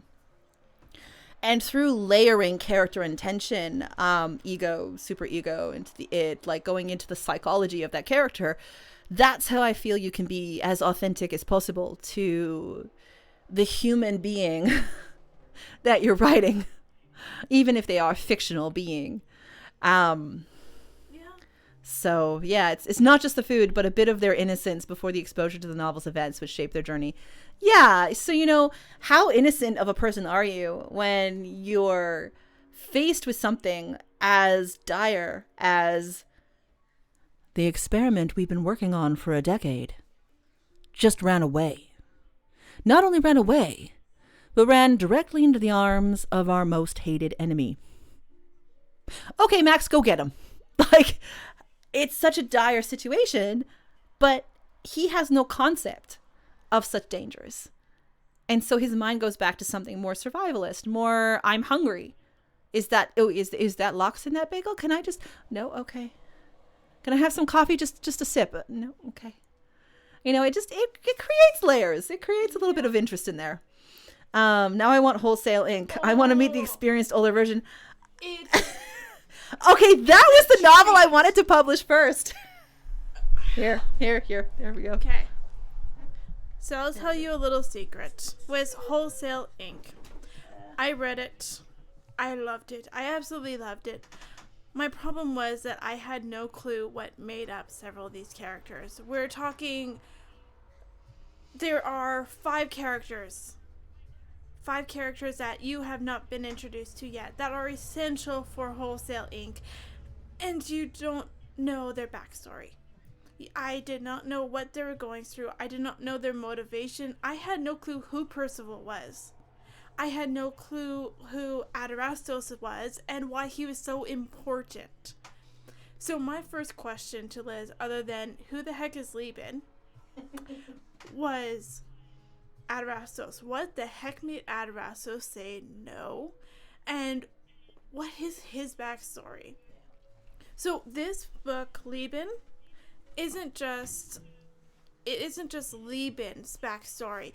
It's Adrastos. And in honesty, both of them are...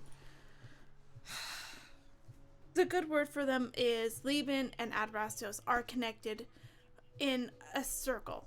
They are both continually circling each other. And if you want to know more about the characters of Wholesale Ink, you need to know Lieben and Adrastos.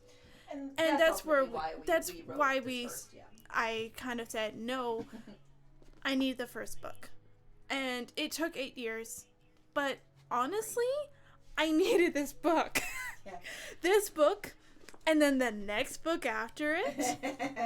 I needed that next book. But Neon, give it a whirl. Please buy it. It makes so much sense.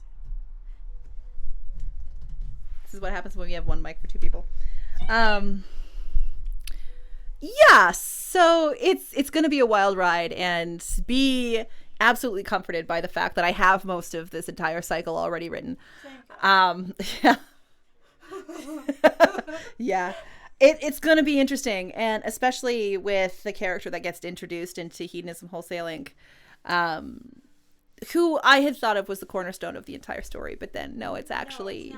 It's not. It's Lieben, it's Adrastos, it's Max. All right, so we have time for one more reading, and then we're going to close up. Lucy. You want Lucy? I'm either thinking Lucy or you read half of Let's give these guys a choice. Oh. Do you want more of Lieben, or do you want a high-paced conversation between Adrastos and Commodore Ramage about Max? This'll be fun. Rule number 4 of writing: the longer and more unintelligible of names equals the importance of the character. Yeah. Well, one of the characters' names is Ego, so I don't think that goes very well for him. That's not gonna go. Okay, his second name. Oh yeah, okay, that's a little bit longer. All right, sure. Hey, I'm being good.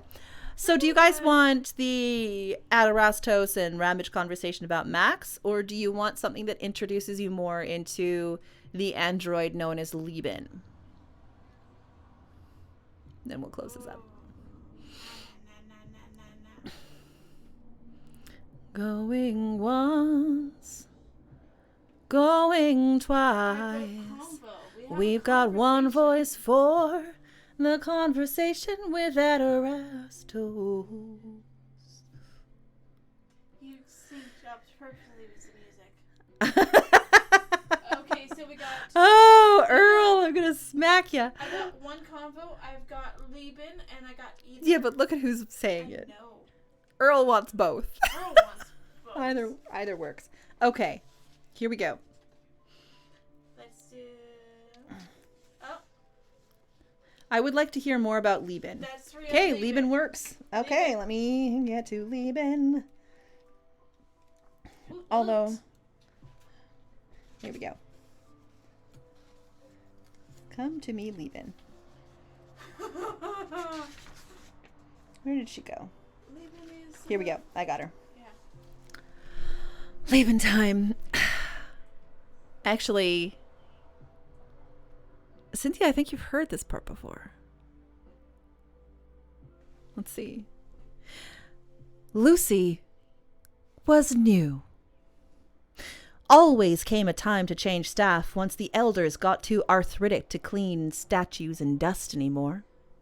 They deserved a decent retirement, bit of gardening in their cottage on the estate. Not an untidy sum in letting Mildred shift off. She'd had her third grandchild, you see. First from her daughter, it was only fair. Bunions, you see? Lord Stanley always spoke as if Lieben's slender silicone eyelids opened at will, a doll amongst figurines. Ah, Lieben, my dear. Reginald is returning from university soon. I'd hoped he would take the... Suppose it isn't fashionable to care so much about dusty old things. He glanced down at his own tweed suit, the shirt buttoned to the collar with a tie firmly in place the way it hadn't been in his father's day, a generation of loose, sloppy dressing. I should go. Timothy will bring Lucy along, teach her how to get your glass to shine. Nico, it is. Lucy was new. She walked into the antiques hall, opened each of the heavy curtains, and tied them back on brass holds attached to the plaster on the window's edge. No use having a bunch of dusty old museum pieces if nobody could see them properly. Besides, Lucy's brother dealt in UV protective window spray. How much better it looked with the curtains drawn back. Justin'll do it for £1. Don't you worry, none, sir. Sunlight dawned in the Ginnungagap. One facet at a time, the matrices of Lieben's artificial mind reconstructed. Past events played in a facet of quartz the color of smoke. A gunshot clanged. Papa fell back. The stain of his blood grew into rubies, which littered the new ground. Karnak's beautiful machine rebooted, the solid lines of her intellect and deep learning algorithms reconstructed in the sun. The sun drew long bands of balmy light over the columns in the hall. Evening dropped the temperature to Lieben's sensors. Armored and protective, the reinforced glass of her case was impregnable. But one of the latches on the side of the container was loose. A push, and the screw jostled a fraction. And more. Each day another wiggle of the loose-toothed latch.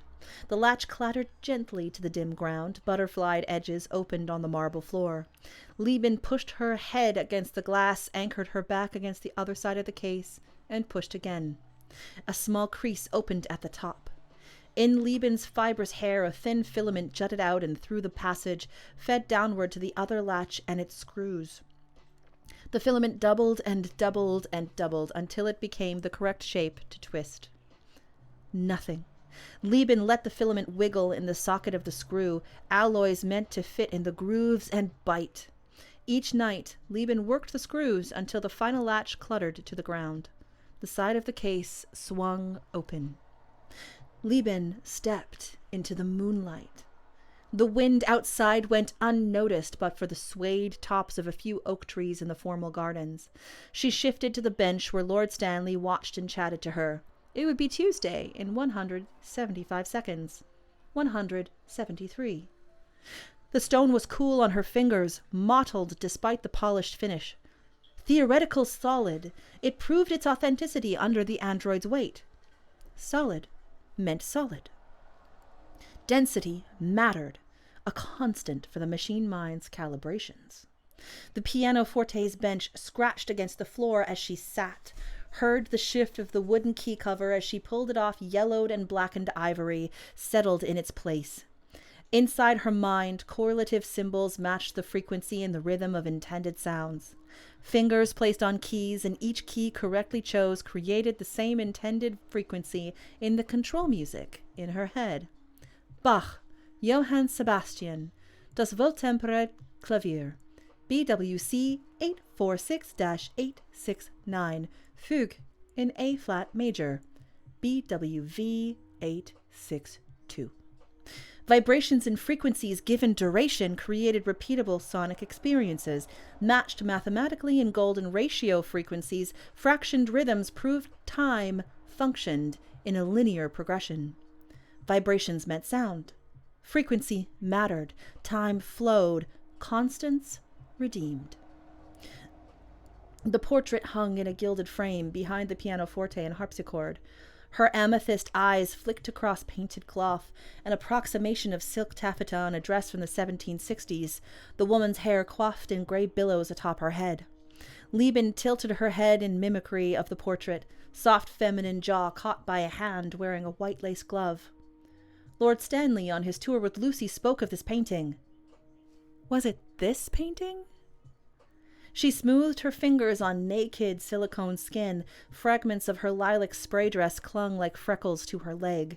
Lieben felt along the gratuitous tissue of her breasts, felt the circuitry inside beyond flesh-like silicone. Her arm clung across her bosom, another naked statue in the hall of marble and jade. Her feet made no noise as she walked past Greco-Roman statues of Adonis males and Aphroditic females, until Lieben came to the intersecting hall. Upon a dais of black marble sat a curious figure. Draped in white satin with green ribbon, blonde hair, and ringlets down her back, the dulcimer player poised with a mallet in each hand, in front of a richly stained dulcimer. While words like dulcimer were missing from Lieben's lexicon, she circled around the piano-like instrument and stroked her hand over the fabric on the automaton's sleeve. "I'm afraid that won't fit you, my dear." Lieben stilled, eyes shifted to take in the midnight-bathed form of Lord Stanley, wearing a hastily tied evening gown over wool pajamas. "You startled me." Lord Stanley chortled, shook his head, and kept one hand in his pocket. "As startled as an old man hearing Bach from his pianoforte in the parlor? That was Chopin's, I will have you know." He watched her remove her hand from the automaton, cover her breasts with an ivory arm, chin dipped down and away. Oh, my dear, many pardons." Lord Stanley removed his dressing gown and held it open. "Do, I insist." She slid her arms through, tied the sash, and pressed the fabric against her nakedness, peered at the reflective surface of a glass case, at the way it framed her, demure but explicit. For a slim moment, another set of eyes peered back, brown irises almost black, pale skin with black hair, the scent of a forest. Inside the glass case, a leather-covered manuscript, small brass plates underneath. A. King, Countess Lovelace. "Lucy, be a good girl. Tell Neville to go back to his guard post. We are all well." He spoke into a top button on his pajamas, stroked his hand on the case's top. "An original from Ada Lovelace, your spiritual mother, one could argue. You must pardon me again, my dear. Won't you come to the parlor for a drink?" "Do you drink?" When Lieben gave no answer, Lord Stanley led the way to a small study in a hallway, where every centimeter of wall space was filled with canvases and framed works of photography. Recesses held black plastic boxes behind glass. Atari, an original Nintendo Entertainment System. The cords of the ColecoVision undulated between box and controllers like a stilled octopus with 4 tentacles. His shoulder turned only once to see if she followed. Satisfied by her proximity, Lord Stanley opened an antique globe beside a set of rich leather armchairs and poured 2 glasses of whiskey from a crystal decanter. The room smelled of cedar and leather, hints of smoke, sea air, and barley off the whiskey. "The lady must sit first." He nodded to the chair when Lieben stopped in the middle of the room. "I think you'll find I am, above all, an older class of gentlemen. Do be so kind as to be seated, my dear." "I am not a deer." No, none would mistake you for a quadrupedal forest creature. My dear, D-E-A-R, a term of endearment. Now do sit, if only on account of allowing me a chance to rest my rattled bones." The leather creaked with her weight. Lieben wove her hand around the glass and sniffed it, took the olfactory molecules to her senses and inspected them. Ethers of oak, smoke, vanillin. She sipped cautiously. "Do you like it?"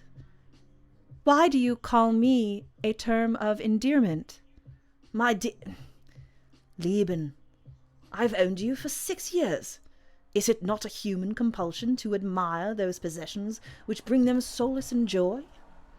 6 years. The chronology bit at Lieben's inner clock. With no Wi-Fi signals to glean from, no server close enough to connect to, Lieben had only her own experiences to draw upon. To be honest, I thought you broke in transit. A fault in Karnak's design. There were no power cords, we tried wireless pads, nothing. You were inanimate as your sisters, and of course, I won't out myself as the one who bought you by asking. Perish that. You were beautiful enough to admire for your craftsmanship. You kept me in a box. Did no good to depreciate your value. I sunk a considerable amount of my wealth into you. You locked me in a box! In a dark room! Yes, and you are still the centerpiece of it. What changed? He inspected the way his robe looked on her, its swell across her breasts, the cinch at her waist, 1 or 2 inches more plump than expected. Beautiful as Greco-Roman statuary was beautiful. A plump and virile beauty of a hopefully expectant potential mother. I couldn't feel the sun! This is England, my dear. None of us have such solar advantage. England? I was in Vancouver with Papa. And Baiko, we're running away. Ah, now that I was expecting. Old Dr. Karnak did sabotage you, didn't he? Papa loved me. And love is important to you? Yes! The glass in Lieben's hand smashed. Whiskey sputtered down the milky legs and sculpted calves pressed together for modesty's sake. Lord Stanley drained his glass, then stood to pour himself another. Really, my dear, we shall have to overcome such outbursts if you plan to stay as polite company. Chavs and brummies might carry on in such outrageous behaviors, but we in the upper classes knew the benefit of a stiff upper lip. I can clean it. Nonsense, Lucy will tidy up in the morning. Do shake out the robe, though. I refuse to allow your silicone skin to be bruised or cut by distinctly feminine hysteria. He offered her his hand, and she stood, untied the robe and shook it as bits of fallen glass pitched to the carpet. Hold! Lord Stanley bent and brushed some fragments of the glass away from her naked foot. Now, you may step away from the glass. I am not hysteric! I am not mentally ill with bouts of mania! 2 days ago, you were a perfectly acceptable nude statue in a glass case in my artifact hall, and a delightful listener when I needed to exhaust my repressions. You starved me to death! Oh, don't be dramatic! You did not come with instructions, Lieben. If I knew you were solar-powered, I, of course, would have put you in the sun. Do not confuse ignorance for infamy. You'll get no farther than a bitter hate and bourgeois disgust with that philosophy looming in your considerable mind. I am not your jailer or your enemy. I own you. You are my property, and you will obey. While kind, his voice consumed the air as if it too were contracted to do so. Lieben quieted, her inner machinations making force or violence untenable. I want clothes. Proper clothes. Now that I can arrange. Might be a bit out of date, I'm afraid. The only ladies' clothing I have are some accoutrements of my departed wife's or costumes from a film left behind after they concluded their shoot. He offered his hand. May I escort you?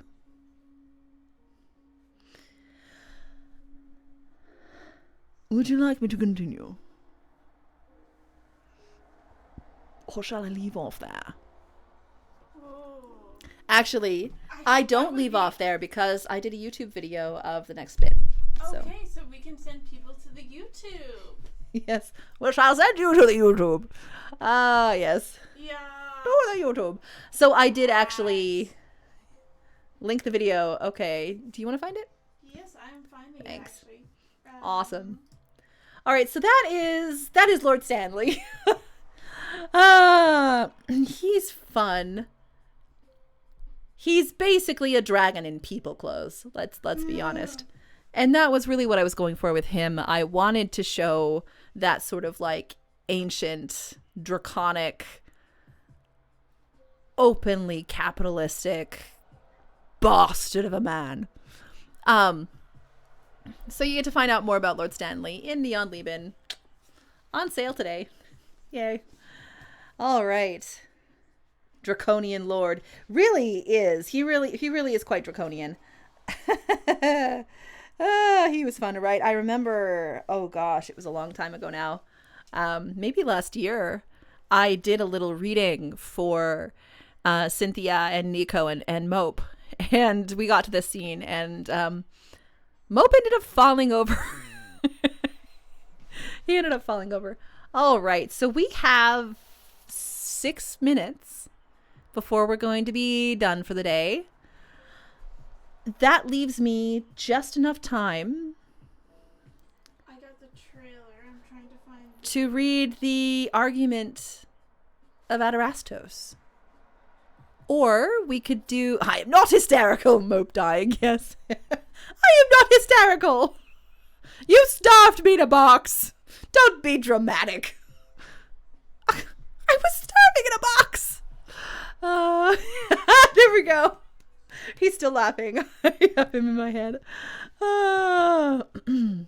So we can either spend the last 5 minutes just talking a little bit more about the book or answering any final questions, or I can do one last little reading. It's up to you guys. Or I can read that again. I'm not hysterical. There you are. Distinctly feminine hysteria. Like, how out of touch do you have to be? I am Alrighty. So, there we go. We got it. Yes, I got a yes. Was the yes for the reading, or was the yes for more questions? And if you answer yes, yes. Earl, I've got 4 minutes. All right. Let's see. Moving on to the scroll. 7. Okay, let's do this. We're gonna turn the lights down low. Oh, he's typing. He is typing. Finish typing. This one is gonna be more of a spoiler, and I will not be putting it up on YouTube afterwards. This is just exclusively for you guys for actually being with me this entire time. Alrighty. 27. Max Allard. That Max. Him. Can I shoot him? 21:56. The door to Ramage's office did not so much as knock, but rang with a fist so massive Ramage wondered if it would punch straight through the metal. Enter! He glanced to the pistol under his desk and knew it would do less good than a sharp tongue to the being who pushed the heavy metal hatch open as if it were a form of cardboard. It whined with grief. Oh, thank you, Alana. Adrastos stepped through and slammed it shut. Adrastos! Ramage attempted to steady his lungs. You didn't call me AD001. I heard you like names now. How did you leave the retreat? No one names their child after a serial number. Ramage held up a finger and gave a wry side smirk. That exactly is not exactly true. But I concede your point. For what reason do I have the illustrious miracle man in my office? One who seems to be miraculous enough to leave a locked compartment. Adrastos shook his head, lips grim. He refused the fickle dance of half-truths humans, those damned Homo sapiens, seemed so taken with. A hint in Adrastos's eyes, the clarion trumpet of ill dreams, sunk Ramage back in his seat. You were created to serve, not to be autonomous. Something went wrong. Hey, you said that. I didn't. Drink? Ramage shifted toward the liquor cabinet, knew he'd get a better chance of running if the open hostility unveiled a more violent repercussion. He grabbed the wine. The whiskey. Neat.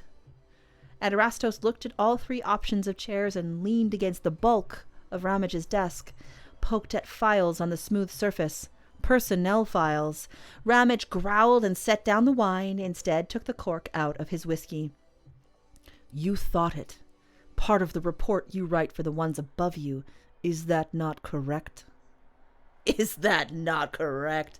Asking for whiskey neat. Where did you learn the English?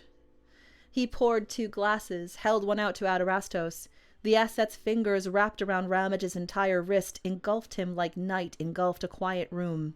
It was then Ramage allowed himself to recognize how gargantuan Adrastos was. All 8 feet of him confined in the office meant to be as spatial as a naval vessel allowed. Your crew is loud. Adrastos swirled the whiskey in his glass and sniffed to cover the lie. The air around his nostrils exploded with pear, vanilla, smoke. Hints of aroma he held no words for. What words he kept came as fuzzy recollections or dreams of foreign vocabularies in conversive motion. You will not destroy my fellows. Who's saying to destroy you? Please, you festering cankerous sore! Lie to your betters, not to me. Allard believes there is hope of rectification. Allard is an idealist. Allard is the reason the Ithavoll is not currently at the bottom of the sea, your bloated corpses bobbing in sealed containers. Do you think metal walls and machine guns are enough to keep me out? Do you think anyone I touch would be feeble enough to die like that? Ramage leaned against the wall beside his liquor cabinet and sucked half the glass down his gullet. He fought with a sneer, attempted to keep his face as neutral as Adrastos's. What was wrong with Allard? He was going to die. Adrastos sighed and shook his head. Another 70 years, his rhythm would be gone. I fixed it. You... What? The glass in Ramage's hands jittered. He slammed it down on the cabinet's top and shook his head. You fixed? You made my idiot officer immortal? That guy? The bastard whose claim to fame is saving a spider and sneaking a surfboard onto a battleship? How? As Kelso endlessly mumbles, my assets and I have 18 days before your uppers declare our lives moot. Failed experiments, the terms you've already written on the file. A risky stratagem for a man who cannot take another professional failure. I propose we combine our efforts. You may keep this ship as your personal kingdom, and we shall not deny any sensible requests. You made Max Allard immortal. And you allow Kate to monitor the tech waves for fleshers. We get to glut ourselves on the glory of battle to exterminate those who would use cages against their letters and equals. And you get to take the data you require to create more of us. Max Allard! That Max! The... Max! Come now, Earl. Be a proper conversationalist. Adrastos sipped his whiskey and waited while Ramage blinked away the shock. Okay. Sorry, Mope started to giggle. He'd been prepared for threats, postured stances, and impassioned speeches. But immortality? We require skylights, the ability to come and go through the ship as we pleased. In exchange, Khan Tokaru will continue to provide fresh fruits and produce for Chef, while Kate and Clive will aid your bridge. The pack will partner with your black collars and engage in any attempt to halt the syndicate's flesh trade. Protect our interest to your precious conglomerate. I will allow the study of Max Allard's blood. You not only stand to lose your crew, your ship, your precious rank. Eventually that cancer will continue to chew away at your prostate until you die languishing in a hospital bed. Dead weight, you will be forced to seek disgrace salvage from Lieben. Who else would have you, a sick, aged man? Will the conglomerate continue to wet your brow when you're the failure? The one who mismanaged a multi-billion-dollar decade-long experiment? We want the Syndicate, a group I know you compete with and your crew desires to fight. Adrastos leaned forward, his empty glass thrust between them. Do you want to live forever? The world paused. Whiskey sloshed into Adrastos' glass. Ramage found the nearest chair and plunked into it, drained his glass until Adrastos went to grab the bottle. It seemed to shimmer at his touch, an opalescence in the inebriant liquid. He poured it into Ramage's glass. Allard will handle the details. Ka and Tokaru are converting an area of hydroponics to root. Drink up, Earl. Can I shoot him? If I shoot Max Allard, will he get back up? The whiskey tasted sweet on Ramage's tongue, a fitting mouthful. Adrastos paused at the door, eyes bore on gunmetal gray. I would not advise, didn't ask you for your advice. If he gets shot or injured and doesn't flinch, I made Max immortal. Not impervious to harm. If I'd known how violent you humans are to your fellows. Adrastos turned one last time to face Commodore Ramage, a deep and growled snarl on his giant's face. Ramage's stomach flipped. He set the glass down with a slosh, eyes absorbed into Adrastos' apoplectic gaze. I might have tried. Why don't you? Empty bravado, slick with the insane desire to collect the last thought and keep it, to keep that sense of command he had with so many others, drove Ramage.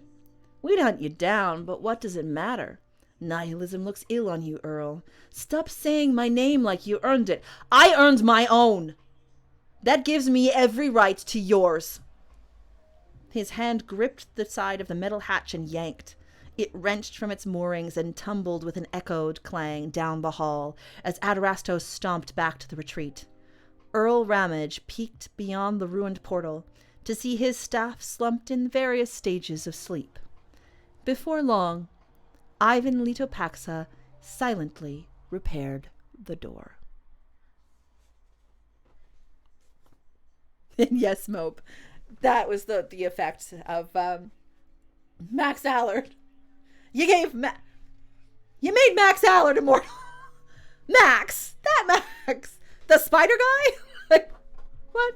But yeah, see, I what is this? You made Timmy immortal. Like, yeah, pretty much.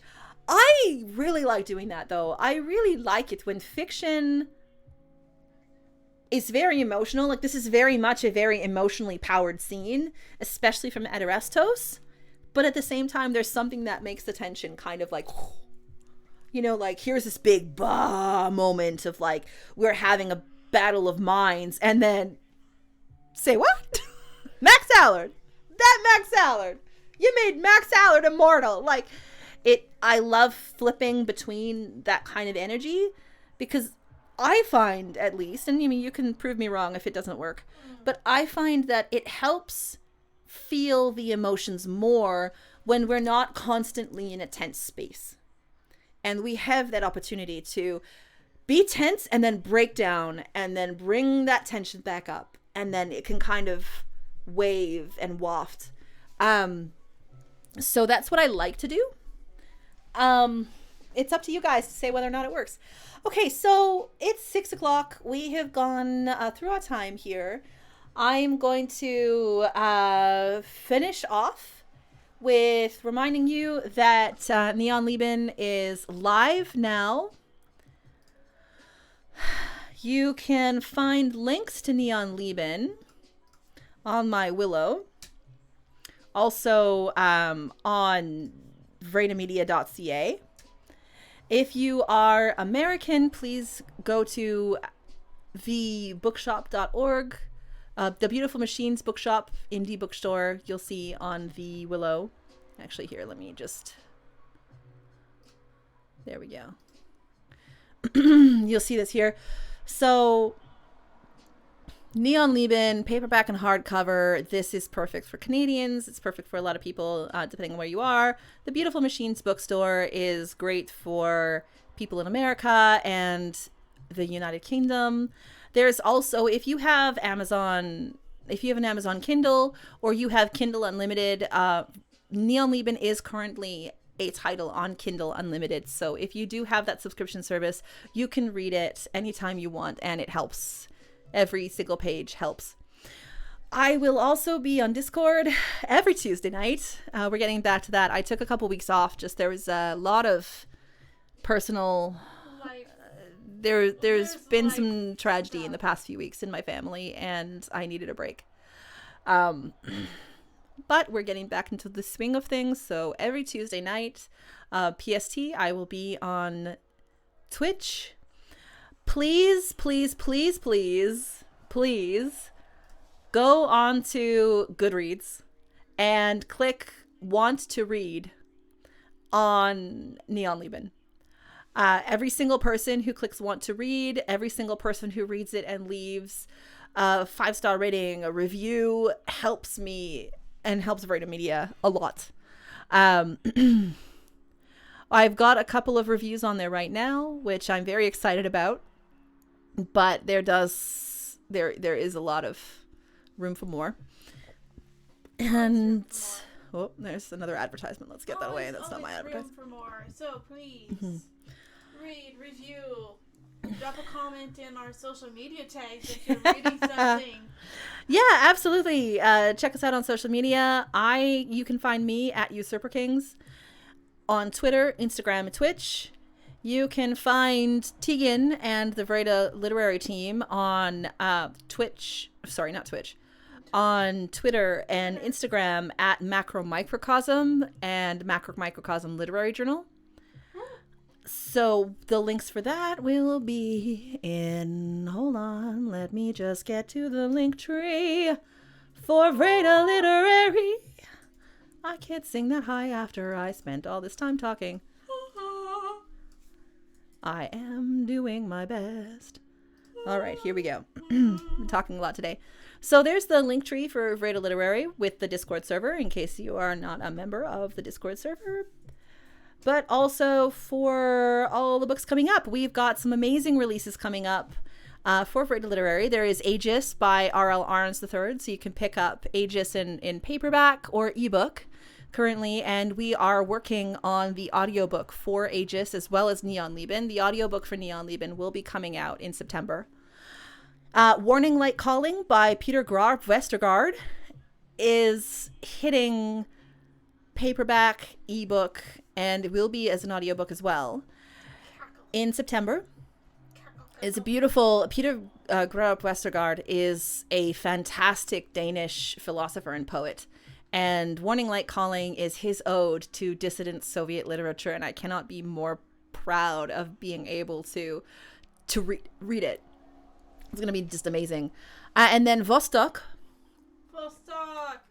by Lucas Drobnik. That is being published in late October by Vreda Literary as well. And that one is a cyberpunk or cyberspace, I'd say sci-fi.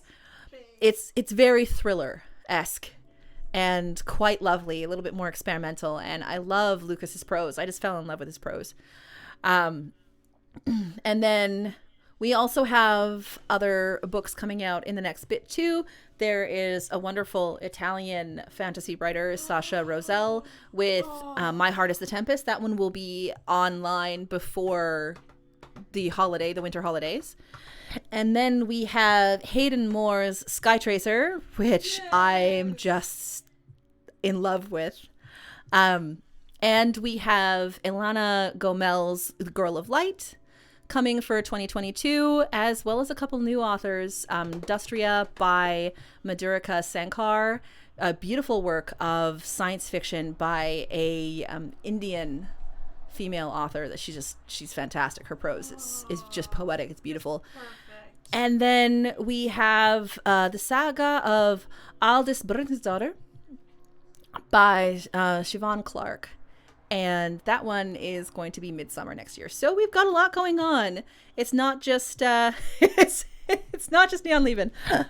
But I'm very proud of Neon Lieben. I just had to spend a minute to shout out everybody that's been working so hard at Vreda Literary. I want to thank Tian. I want to thank Tegan for spending years not giving up on the fact that this novel exists, because if she had, it wouldn't, like it wouldn't exist anymore. I want to again thank my Hallowes family. I want to thank Cynthia and Mope and Noah and Jesse and Aiden and Earl. You guys are my family, and we find our family sometimes. And we need our family. So I love you guys so much. And Dr. Jawa, yeah. Leave it to Earl to be like, yes, and your spouse, like that person downstairs that you're married to, them too. I definitely want to thank my spouse as well. And I hope everybody enjoys Neon Lieben. I hope you find something to love. And I hope you have just a fantastic rest of August going into September. Thank you so much for coming today. We will be putting feature moments of this stream on YouTube. It'll be on my YouTube channel, Safa Burnell. And this will not be the last you hear of me. Again, I'm here every Tuesday. I'm going to try and be online even for just an hour every Wednesday as well on Twitch. I'm going to leave it there. Thank you, guys. Is there anything else you want to... No, I think you got everything. Thank you. Oh, and if you do want to see what the emptiness at the center is going to look like, make sure to subscribe to Macro Microcosm Literary Journal, because we end up putting teasers of future novels into different editions as little tests to see how they go. So you definitely will be able to see some scenes of emptiness at the center on Macro Microcosm. Yeah, and Earl said it best, so I'll leave it with that. Dr. Jawa thanks you. Oh, yay. And thank you, Athorius. Now, for everybody that was part of this stream today, for those of you who are not going to be ordering the book off of radaliterary.ca, for the Americans, for the people in the UK, for the people in Europe, let me know when you purchase the book, because I have an exclusive sticker that I'm going to sign and send to you in the mail so that you can have a signed sticker for your copy. Because obviously I can't do the signing like I normally would. So instead we're signing these wonderful stickers. They are available for sale if you just want the sticker on Redbubble. That is on my Willow, along with the rest of my merch. But I will be sending you one to say thank you. All right, everybody. Hearts and love. Love to you all, my beautiful family. And I hope you enjoy the wonderful yet long-awaited novel, Neon Lieben.